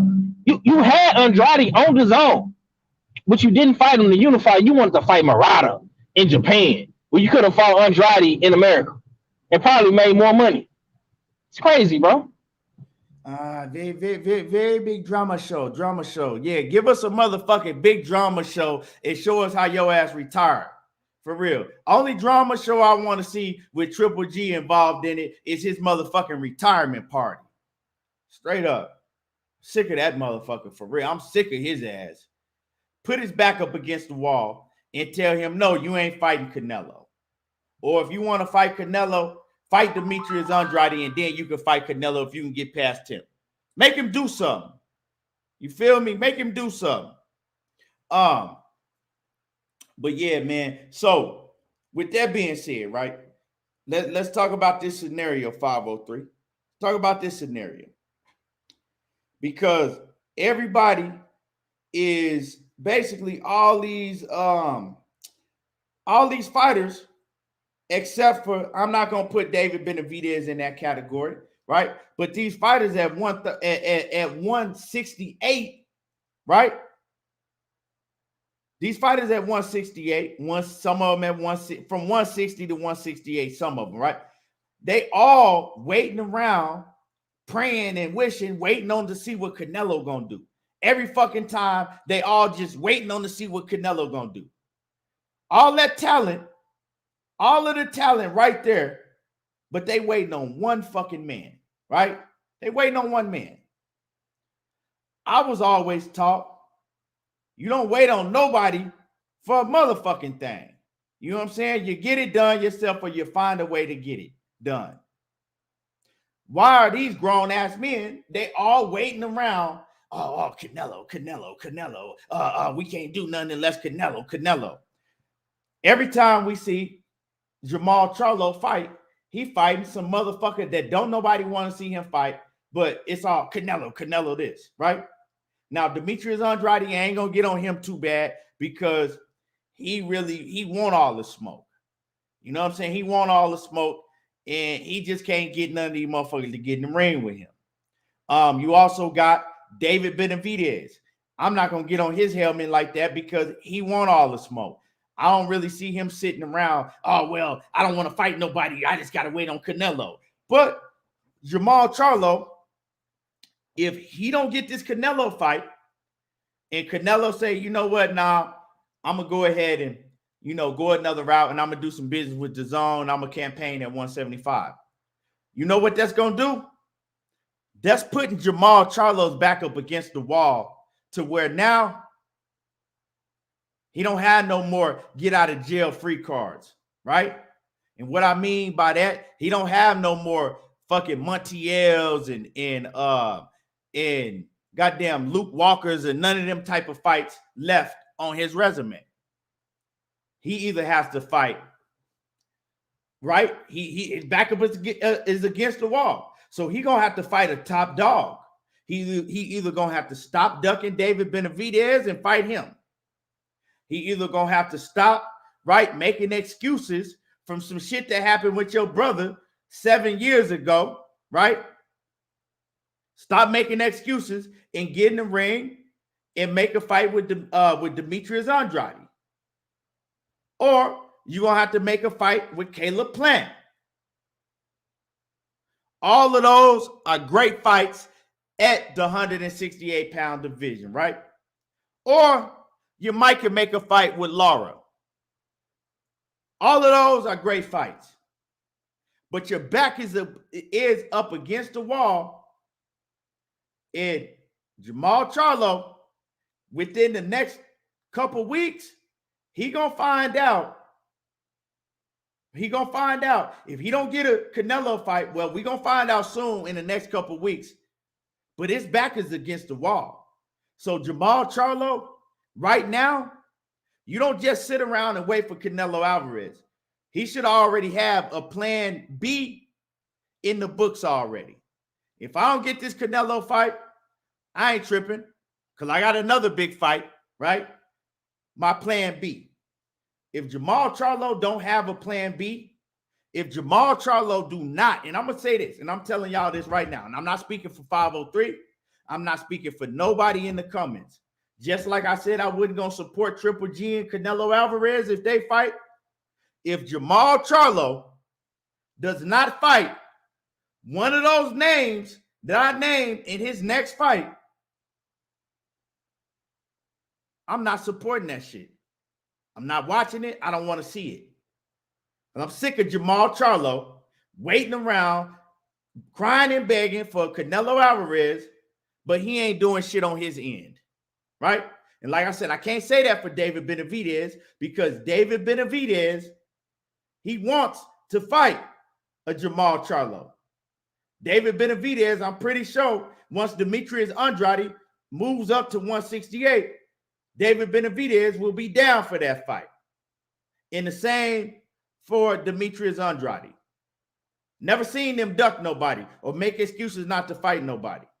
So Jermall Charlo, your time is coming to an end. The clock is ticking. The clock is ticking in that hourglass, and that shit is about to run out. You got about probably a week or two if you don't get a Canelo Alvarez fight next. Time is running out. You got to do something, and it got to be big. It can't be small at all. It got to be big. And I know a lot of people saying, oh, well, he going to fight. Jermall Charlo will fight. What's the dude that just fought? Carlos Adames. Carlos Adames, right? Well, Jermall Charlo will fight Carlos Adames. Well, that would have been cool if you hadn't have been fighting goddamn Montiels and fucking Luke Skywalkers and Wheelers and you know all of them type of fucking opponents for the last 5 years, right? That would have been cool. We would have been like, okay, Carlos Adames, that's good. But no, I don't want to see that. No, I don't want to see you fight Carlos Adames. Like I said, I want to see you fight a big name. And he ain't it. Nobody's going to be fucking walking around talking about, nobody's going to be uploading videos and excited jumping around talking about, you see, Jermall Charlo is the best. We talk because he just beat Carlos Adames. That ain't going to do it, y'all. It ain't going to do it. It's not going to do it for me. So he got to have a big name, and he has to have a A-level opponent on his resume in his very next fight. Like I said, I like Caleb Plant. Caleb Plant's an A-level opponent to me. Just because he lost to Canelo, that don't mean he's not a top A-level fighter. I like David Benavidez. I like Demetrius Andrade. I like Lara. You got fights right there. Make it happen. Your back is up against the wall. You got to do something. Go ahead, 503. Yeah, and that's a lot to intake, man. For me, bro, I definitely understand where you're coming from, but for me, it's like this, bro. You say you ain't gonna blame, you know, Benavidez and Andrade and all these dudes. I look at it a little different. You know what I'm saying? I feel like all these dudes are at fault. Some more than others. I think David Benavidez fucked himself when he lost the belt twice. I feel like Andrade was just giving whatever opportunities he had to him. And the crazy part about it is Andrade is on his own. So that shit didn't make no sense to me. He couldn't get Triple G, he couldn't get Canelo, and he couldn't get Jaime Munguia, and all these dudes was fighting on your platform. Charlo fucked up when he started running behind Canelo. For me, I feel like if Charlo would have put his pride to the side and fought Andrade, that would have put more pressure on Canelo. And he would have probably ended up fighting the winner of that fight. Charlo fucked himself when he started talking, him and David Benavidez started going back and forth. And he bitched up with the Benavidez shit. So motherfuckers look at Charlo like he this lion, he this big boogeyman type guy. You know what I'm saying? He this good fighter, but your energy be selective as fuck, bro. And motherfuckers want to support you. We want you to be the man, but it's been plenty of opportunities besides Canelo that you could have took advantage of that you didn't do. But you know, every time Canelo fight, you at the fight, you putting your best shit on, you jumping on the jet, you doing all this fly shit, going to go see Canelo. But your energy ain't the same when Benavidez got a fight or when motherfucking Andrade got a fight. You know what I'm saying? You wasn't talking all that hoorah shit when Caleb Plant had to fight. You only started talking about Caleb Plant because he was fighting Canelo. See what I'm saying? So I feel like everybody got some dirt on their hands. Some's just heavier than the others. But motherfuckers gonna look at Charlo and hold him to a different standard because a lot of people do feel like Charlo is better. But in the same token, Key, I gotta give some of that smoke to Andrade too because you been on the zone this whole time, bro. You know what I'm saying? Eddie Hearn is dibbling and dabbling with all these motherfucking dudes. You know what I'm saying? For Canelo, but your name is never brought up in the conversation. You know what I'm saying? I don't want to see fucking Andrade versus no Zach Parker and no Kuta Kente Toby motherfucker from Africa. I don't want to see that shit. You know what I'm saying? I don't want to see him versus Lukey, Dookie, Pookie. I don't want to see that shit, bro. You know what I'm saying?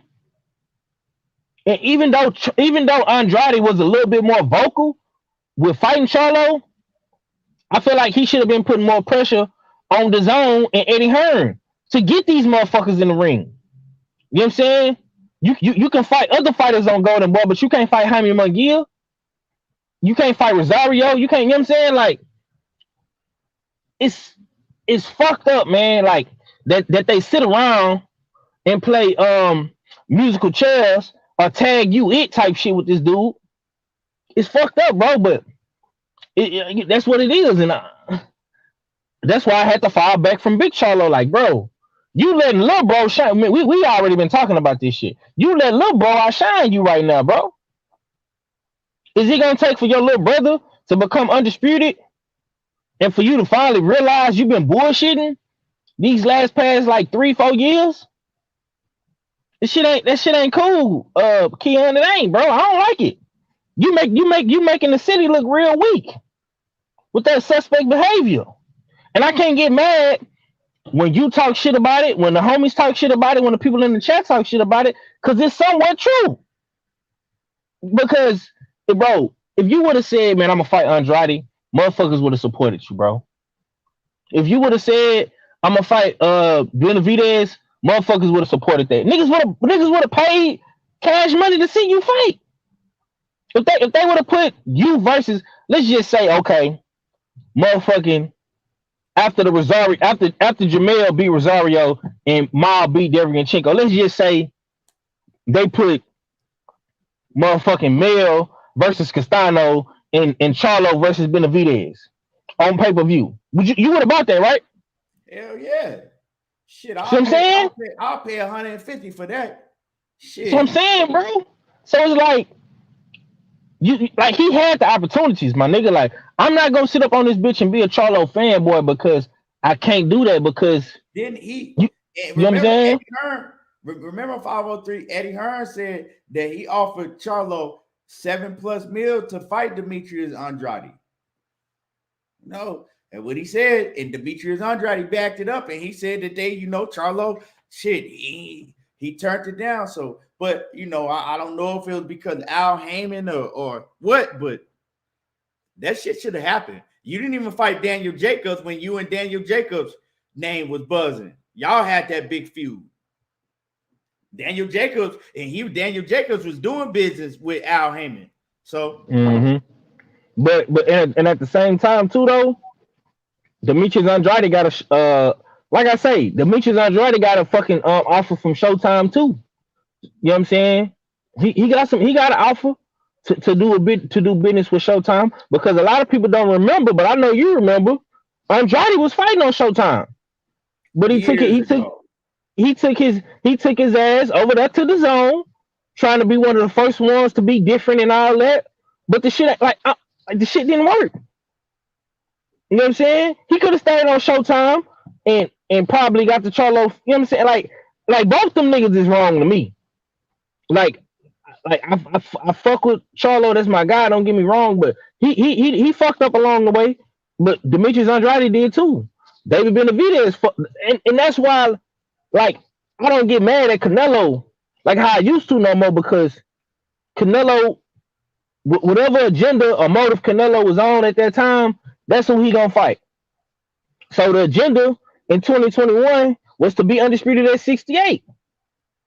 So who I gotta fight? I gotta fight Caleb Smith. He got a belt. That was a good fight for Canelo. I had no problem with it. Didn't like the year dumb fight. Whatever. Caleb Plant was the only one after that with the belt, and Billy Joe Saunders. Those was good fights for Canelo. You know what I'm saying? But out of all them dudes on the PBC, the reason why he fought Caleb Plant is because Caleb Plant had the belt. He was the only one that was disciplined enough to keep his belt and be in position. Benavidez fucked it up. You know what I'm saying? So I'm not mad at motherfucking Canelo for being undisputed at 168. Oh, why you ain't do it at 160? Shit, for whatever reason, he ducked Andrade. But once again, that goes back to what you were saying. These dudes sitting around waiting on Canelo to motherfucking me pick them. Pick me, Canelo, pick me. No, nigga. I guarantee you, bro, if Jermall Charlo and Andrade would have fought at 160 back in 2019, you know what I'm saying? Canelo would have fought the winner. That's what I think. You know what I'm saying? I don't know how you feel about it, but I tend to believe it. And bro, my thing it is, right? Whether Eddie Hearn sent him a contract for $7 million or whether he didn't, that ain't the fucking point. My point is, and I'm talking to people in the chat, my point is that when you hear Jermall Charlo, right, speak on fighting Demetrius Andrade, does it sound like he want to fight that man? Just asking y'all. Does it sound like he wants to fight Demetrius Andrade? No, he don't want to fight him. Even when he was on the Last Stand podcast, go back and look at that shit. Man, he took you around the block when asked about Demetrius Andrade, said one thing, came back and said a total opposite thing. And I said, damn, that man do not want to fight Demetrius Andrade. So I don't give a fuck if Eddie Hearn sent the contract or not. I know the type of energy that I see from Jermall Charlo, right, when he's asked about it. And then, right, and then you say this, right? You say, well, the issue happened with his brother years ago, way back in, what was that, 2016? The issue happened with, we all know that Demetrius Andrade pulled out of a fight with Jermall Charlo like the week of the fight. So they was like, man, fuck him. You know what I'm saying? He do bad business, right? He do bad business. Well, they know why he did that, because he let Rock Nation talk him into telling him that, oh, we're going to give you more money, you know what I'm saying? Just pull out the fight and we could get it done later on down the road. Well, that was a fucking lie. That shit never happened. So Jermall Charlo felt some type of way about that, right? He felt some type of way. Jermall Charlo, and he let it be known that it was some fuck Demetrius Andrade, right? Now, Jermall Charlo is his brother. Y'all been at the same weight division for years, 154 and 160, right? Now, you see that this man he with a promoter. He with Eddie Hearn, right?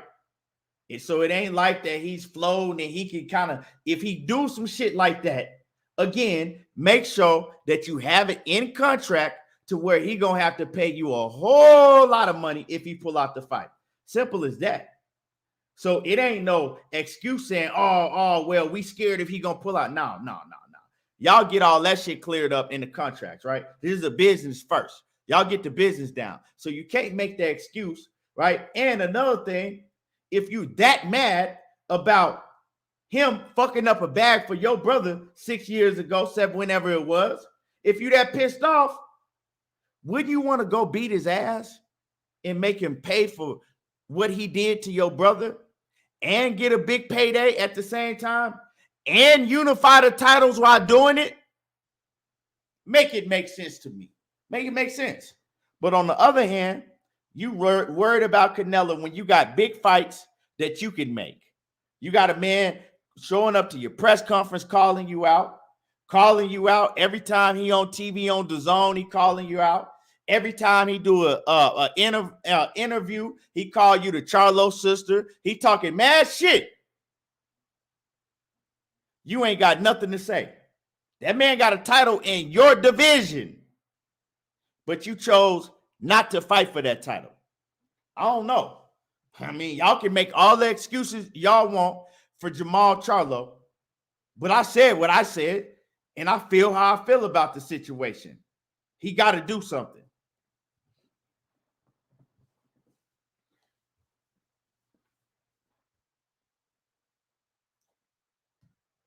And y'all keep talking about, well, Andrade, he can't even get fights on DAZN. What does that have to do with Jermall Charlo? Nothing. Because the last time I checked, what big fights is Jermall Charlo getting on PBC? I'll wait. Because y'all making a lot of excuses for Jermall Charlo. A whole lot of excuses. Oh, well, Dmitry Andrade, he need to get fights on DAZN. He ain't okay. He can't make them fight him on DAZN. Them motherfuckers that scared to fight him over there on DAZN, he can't make them fight him. But like I said, Jermall Charlo, he ain't getting no big fights on PBC either. And when he has a chance to get a big fight on PBC, like a David Benavidez, he turning it down, making excuses. When he has a chance to get a big fight on PBC, like Danny Jacobs is pulling up on him in hallways. And then after that, we don't hear Jermall Charlo say nothing else about Daniel Jacobs. So I don't know why y'all making all these excuses for Jermall Charlo. Just like the Canelo fans, when they make excuses for Canelo, if they think that he gonna fight Triple G or if they think that he gonna fight motherfucking John Ryder. Just saying. Make the fucking fights. Stop making excuses and make the fight happen. Stop waiting on Canelo Alvarez. You got big fights you can make.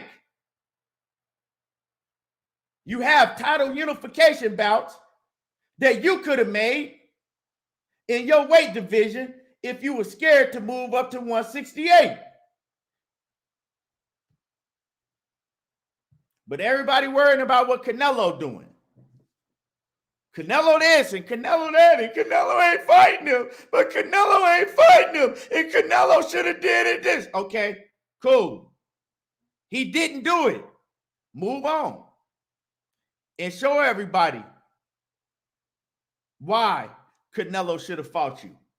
Show everybody maybe why Canelo wouldn't fight you. You got to prove something to me.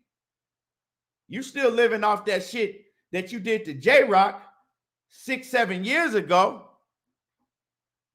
You know what I'm saying? It's about what you're doing now. I don't give a fuck that you knocked out J-Rock 6 years ago, because since then, J-Rock had been knocked out after that. And since then, J-Rock is he's not even a name in the sport no more like that. So stop trying to live off of what you did to J-Rock 6 years ago. And your fans need to stop living off that shit. Well, he knocked out J-Rock with an uppercut. Okay. That was cool for back then. Let's move on and talk about what he's doing now. That's all I'm saying. Make your own shit happen. Make greatness on your own. Don't sit around and, you know what I'm saying, wait for another man. Go make some shit happen. And like I said, I'm not, because Demetrius Andrade is willing to make that fight happen. We seen David Benavidez. He was pushing to make that fight happen. Demetrius Andrade was pushing to make it happen. The only one that didn't have no pushback was Jermall Charlo. That's the problem I have, and I'm a Jermall Charlo fan.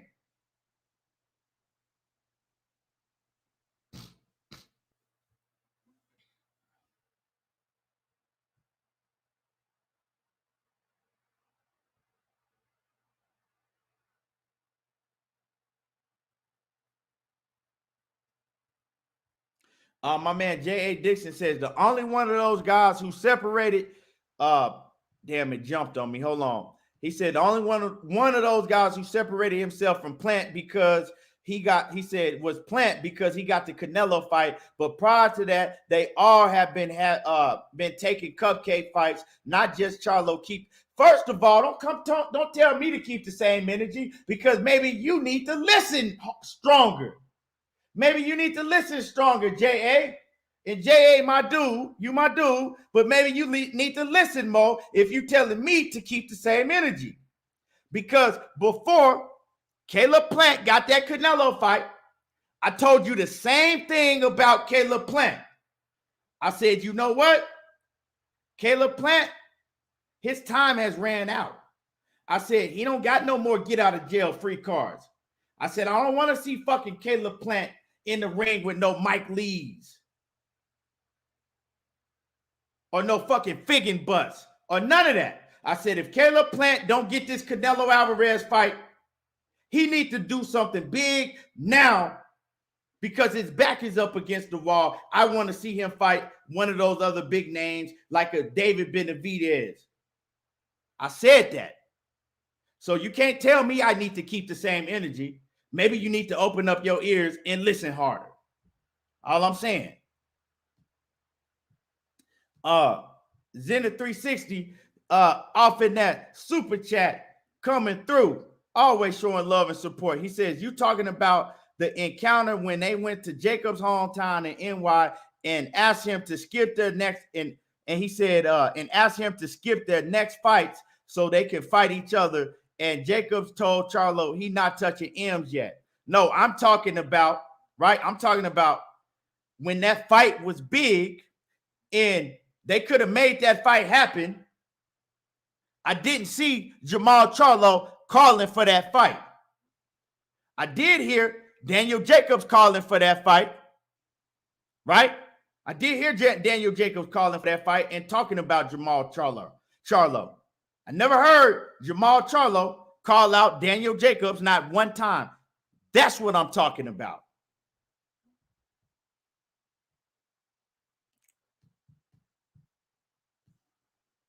So whether you think that Jacobs is shit or he ain't shit, that ain't the point.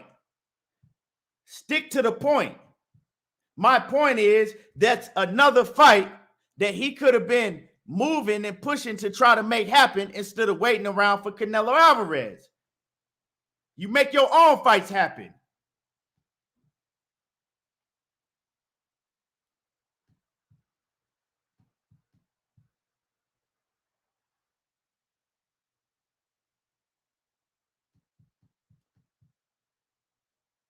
That's all I'm saying is make your own fights happen. Let's stop making excuses for these fights. Oh, well, but ain't no fucking buts. It's not a but. Stop making excuses. If you are a real fight fan and you want to see the best fight the best and not sit around and give you bullshit fight after bullshit fight after bullshit fight because they waiting on one fighter. But if you're okay with that, you might not be a real fight fan. You might just be a fan of a fighter or a fan of a group of fighters. I'm a real fight fan. Like I said, You know, I'll sit back and watch the bullshit for a while. We don't have no choice. I'll sit back and I'll give you some passing for a while. But how long do you need fucking a pass for? How long is it acceptable for us to continue to accept the bullshit and make excuses and excuses, right? After excuse for a fighter just because we, you know, like the fighter. No, I'm not doing that for no fighter.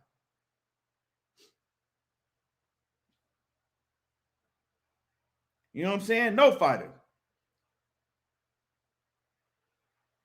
And if you can't make it happen, if you cannot make it happen, the least thing you could do is put the effort for it, right?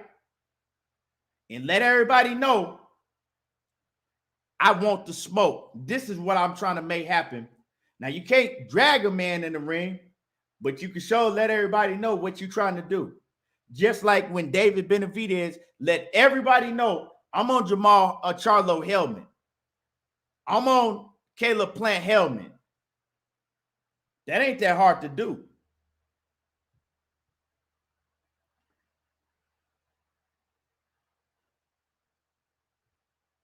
Siri at 357, salute. He said, dusted my feet at the door.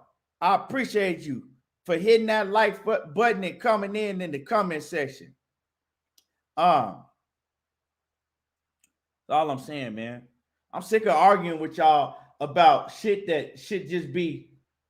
I'm arguing with y'all about shit that a boxing fan should just want. Like, why are we having a debate about shit like this? I don't understand that.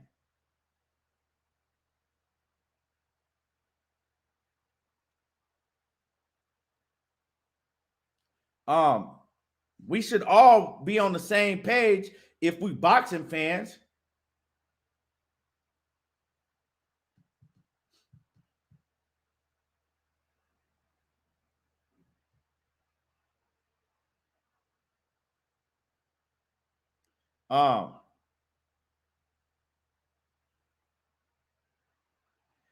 One swole, bro, what's happening with it? What's good with you? He says, what's good? He says, St. Louis in the building. He says, I'm with you. Cats wait for, he said, I'm with you. He said, cats waiting for a particular fight instead of fighting cats who also standing in line. Right. They all standing in line waiting on one fighter, but they can all fight each other and make shit happen. Simple as that. Zenith360 says, I like Jacobs. He said, no one said anything negative about him. I don't even like Jacobs like that. He cool. He all right. You know what I'm saying? I ain't no big Daniel Jacobs fan. He says, but I heard him tell Charlo he not fighting him next because he not touching M's after Charlo asked him directly. Zenith, I don't even know why are we still talking about this, right? He told him next.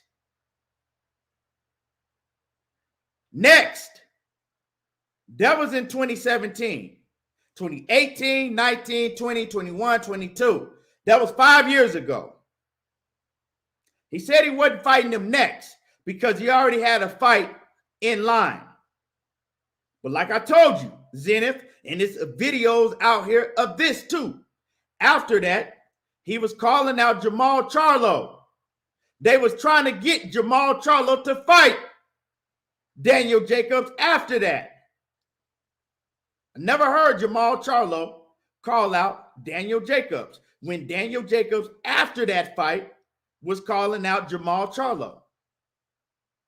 So, once again, where are we going with this? Make it make sense.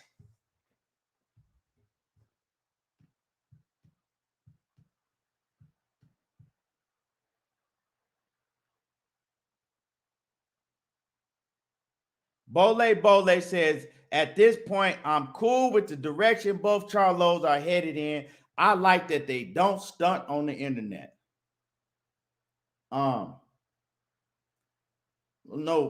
what Charlo brothers you talking about when you say that they don't stunt on the internet?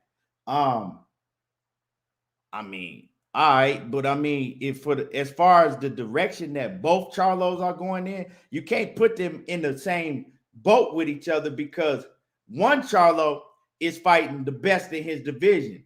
The other Charlo ain't. So I'm cool with the direction that Jermall Charlo is going in. I'm not cool with the direction that Jermall Charlo has been going in. Not at all. I don't see how we could be cool with that.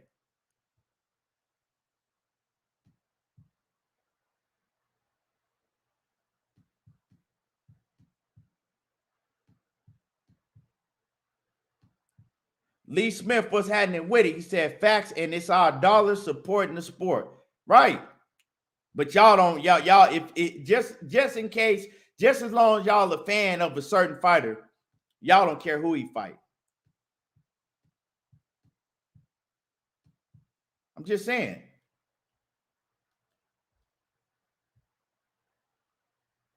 He got to do something if he don't get the. Now, don't get me wrong. I want Jermall Charlo to get this Canelo Alvarez fight because this is going to be the fight to where it's a make it or break it fight. He could prove that he is what all of his fans say he is, or he's going to prove that he's not what all his fans say he is. But in the meanwhile, he's going to get a big payday, and he's going to get the first big fight of his career. 31 years old, let's make it happen. Make it happen.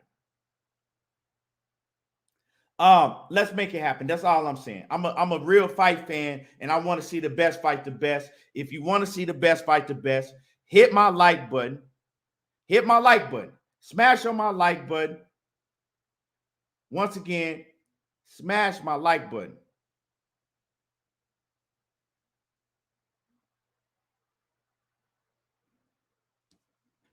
I don't know who you're talking about at all.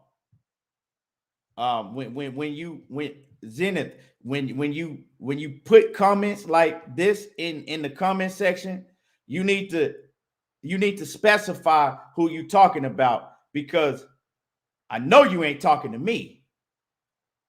He says, I know someone that was supporting Makabu and Abner Yildirim is not talking about being real boxing fans. I know you ain't talking to me. I know you're not talking to me, because I ain't never supported no fucking Abner Yildirim or Makabu. So you need to specify who you're talking to so people in the chat will know who you're talking to.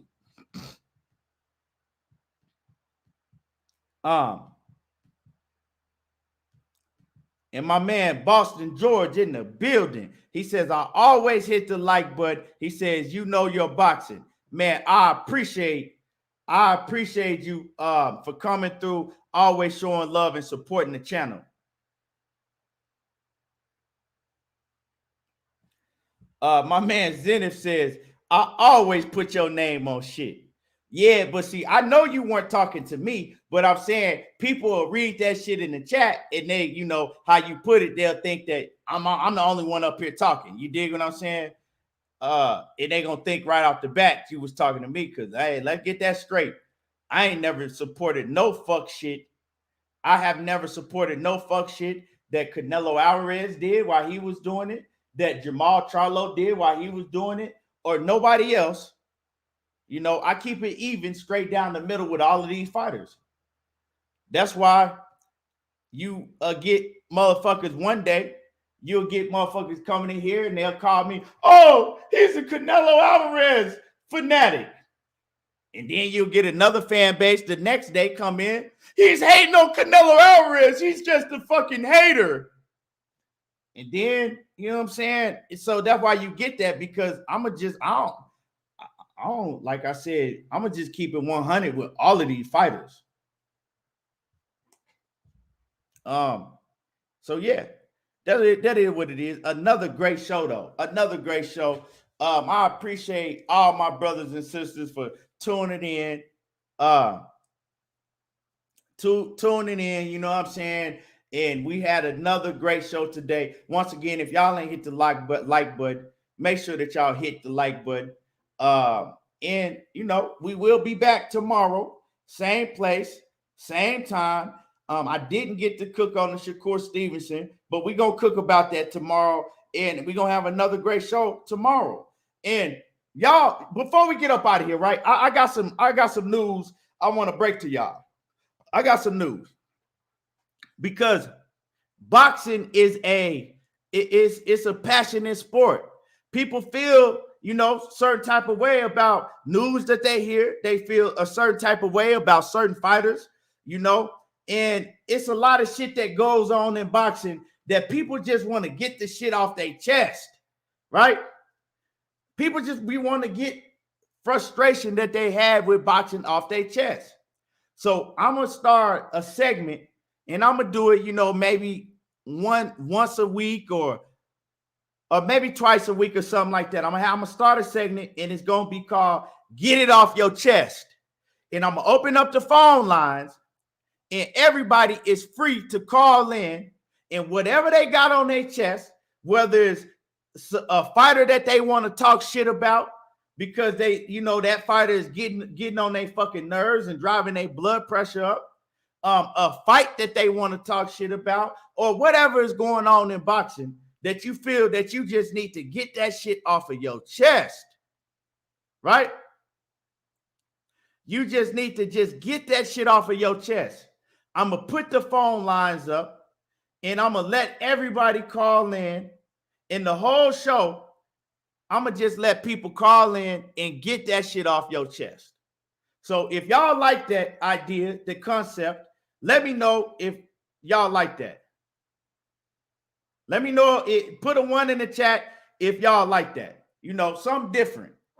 Do something for y'all and let y'all be able to have a voice and just get anything you want to get that got to do with boxing off your chest.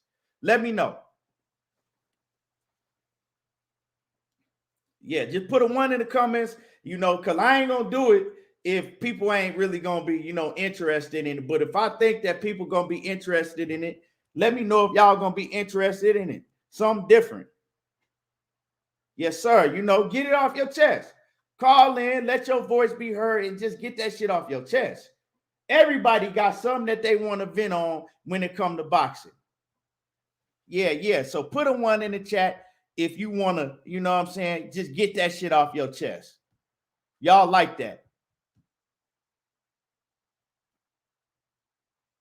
Whatever y'all, it ain't got nothing, whatever y'all want to get off your chest, it don't have to be, it's not a topic. Whatever you want to get off your chest. My man, and let me see what y'all saying.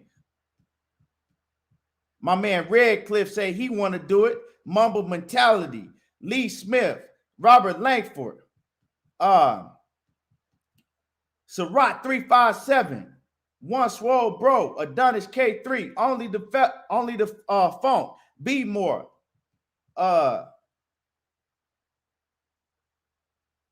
Jaden Bernie. PLG Ski. Yeah. So we going, so that's a show that I'm gonna be coming up with for y'all, and we gonna be getting that shit in soon. D-Lo 404 Boxing. Yeah, Jordan Rashawn. And so tune in. I'm gonna pick a day in the week. It might be, I'm gonna pick a day in the week, and we just gonna have, where callers can call in and get it off their chest. And but with that being said, hit my like button. Another great show. I appreciate y'all for tuning in. And y'all already know how I do. There you go, talking that boxing again. And I'm gone.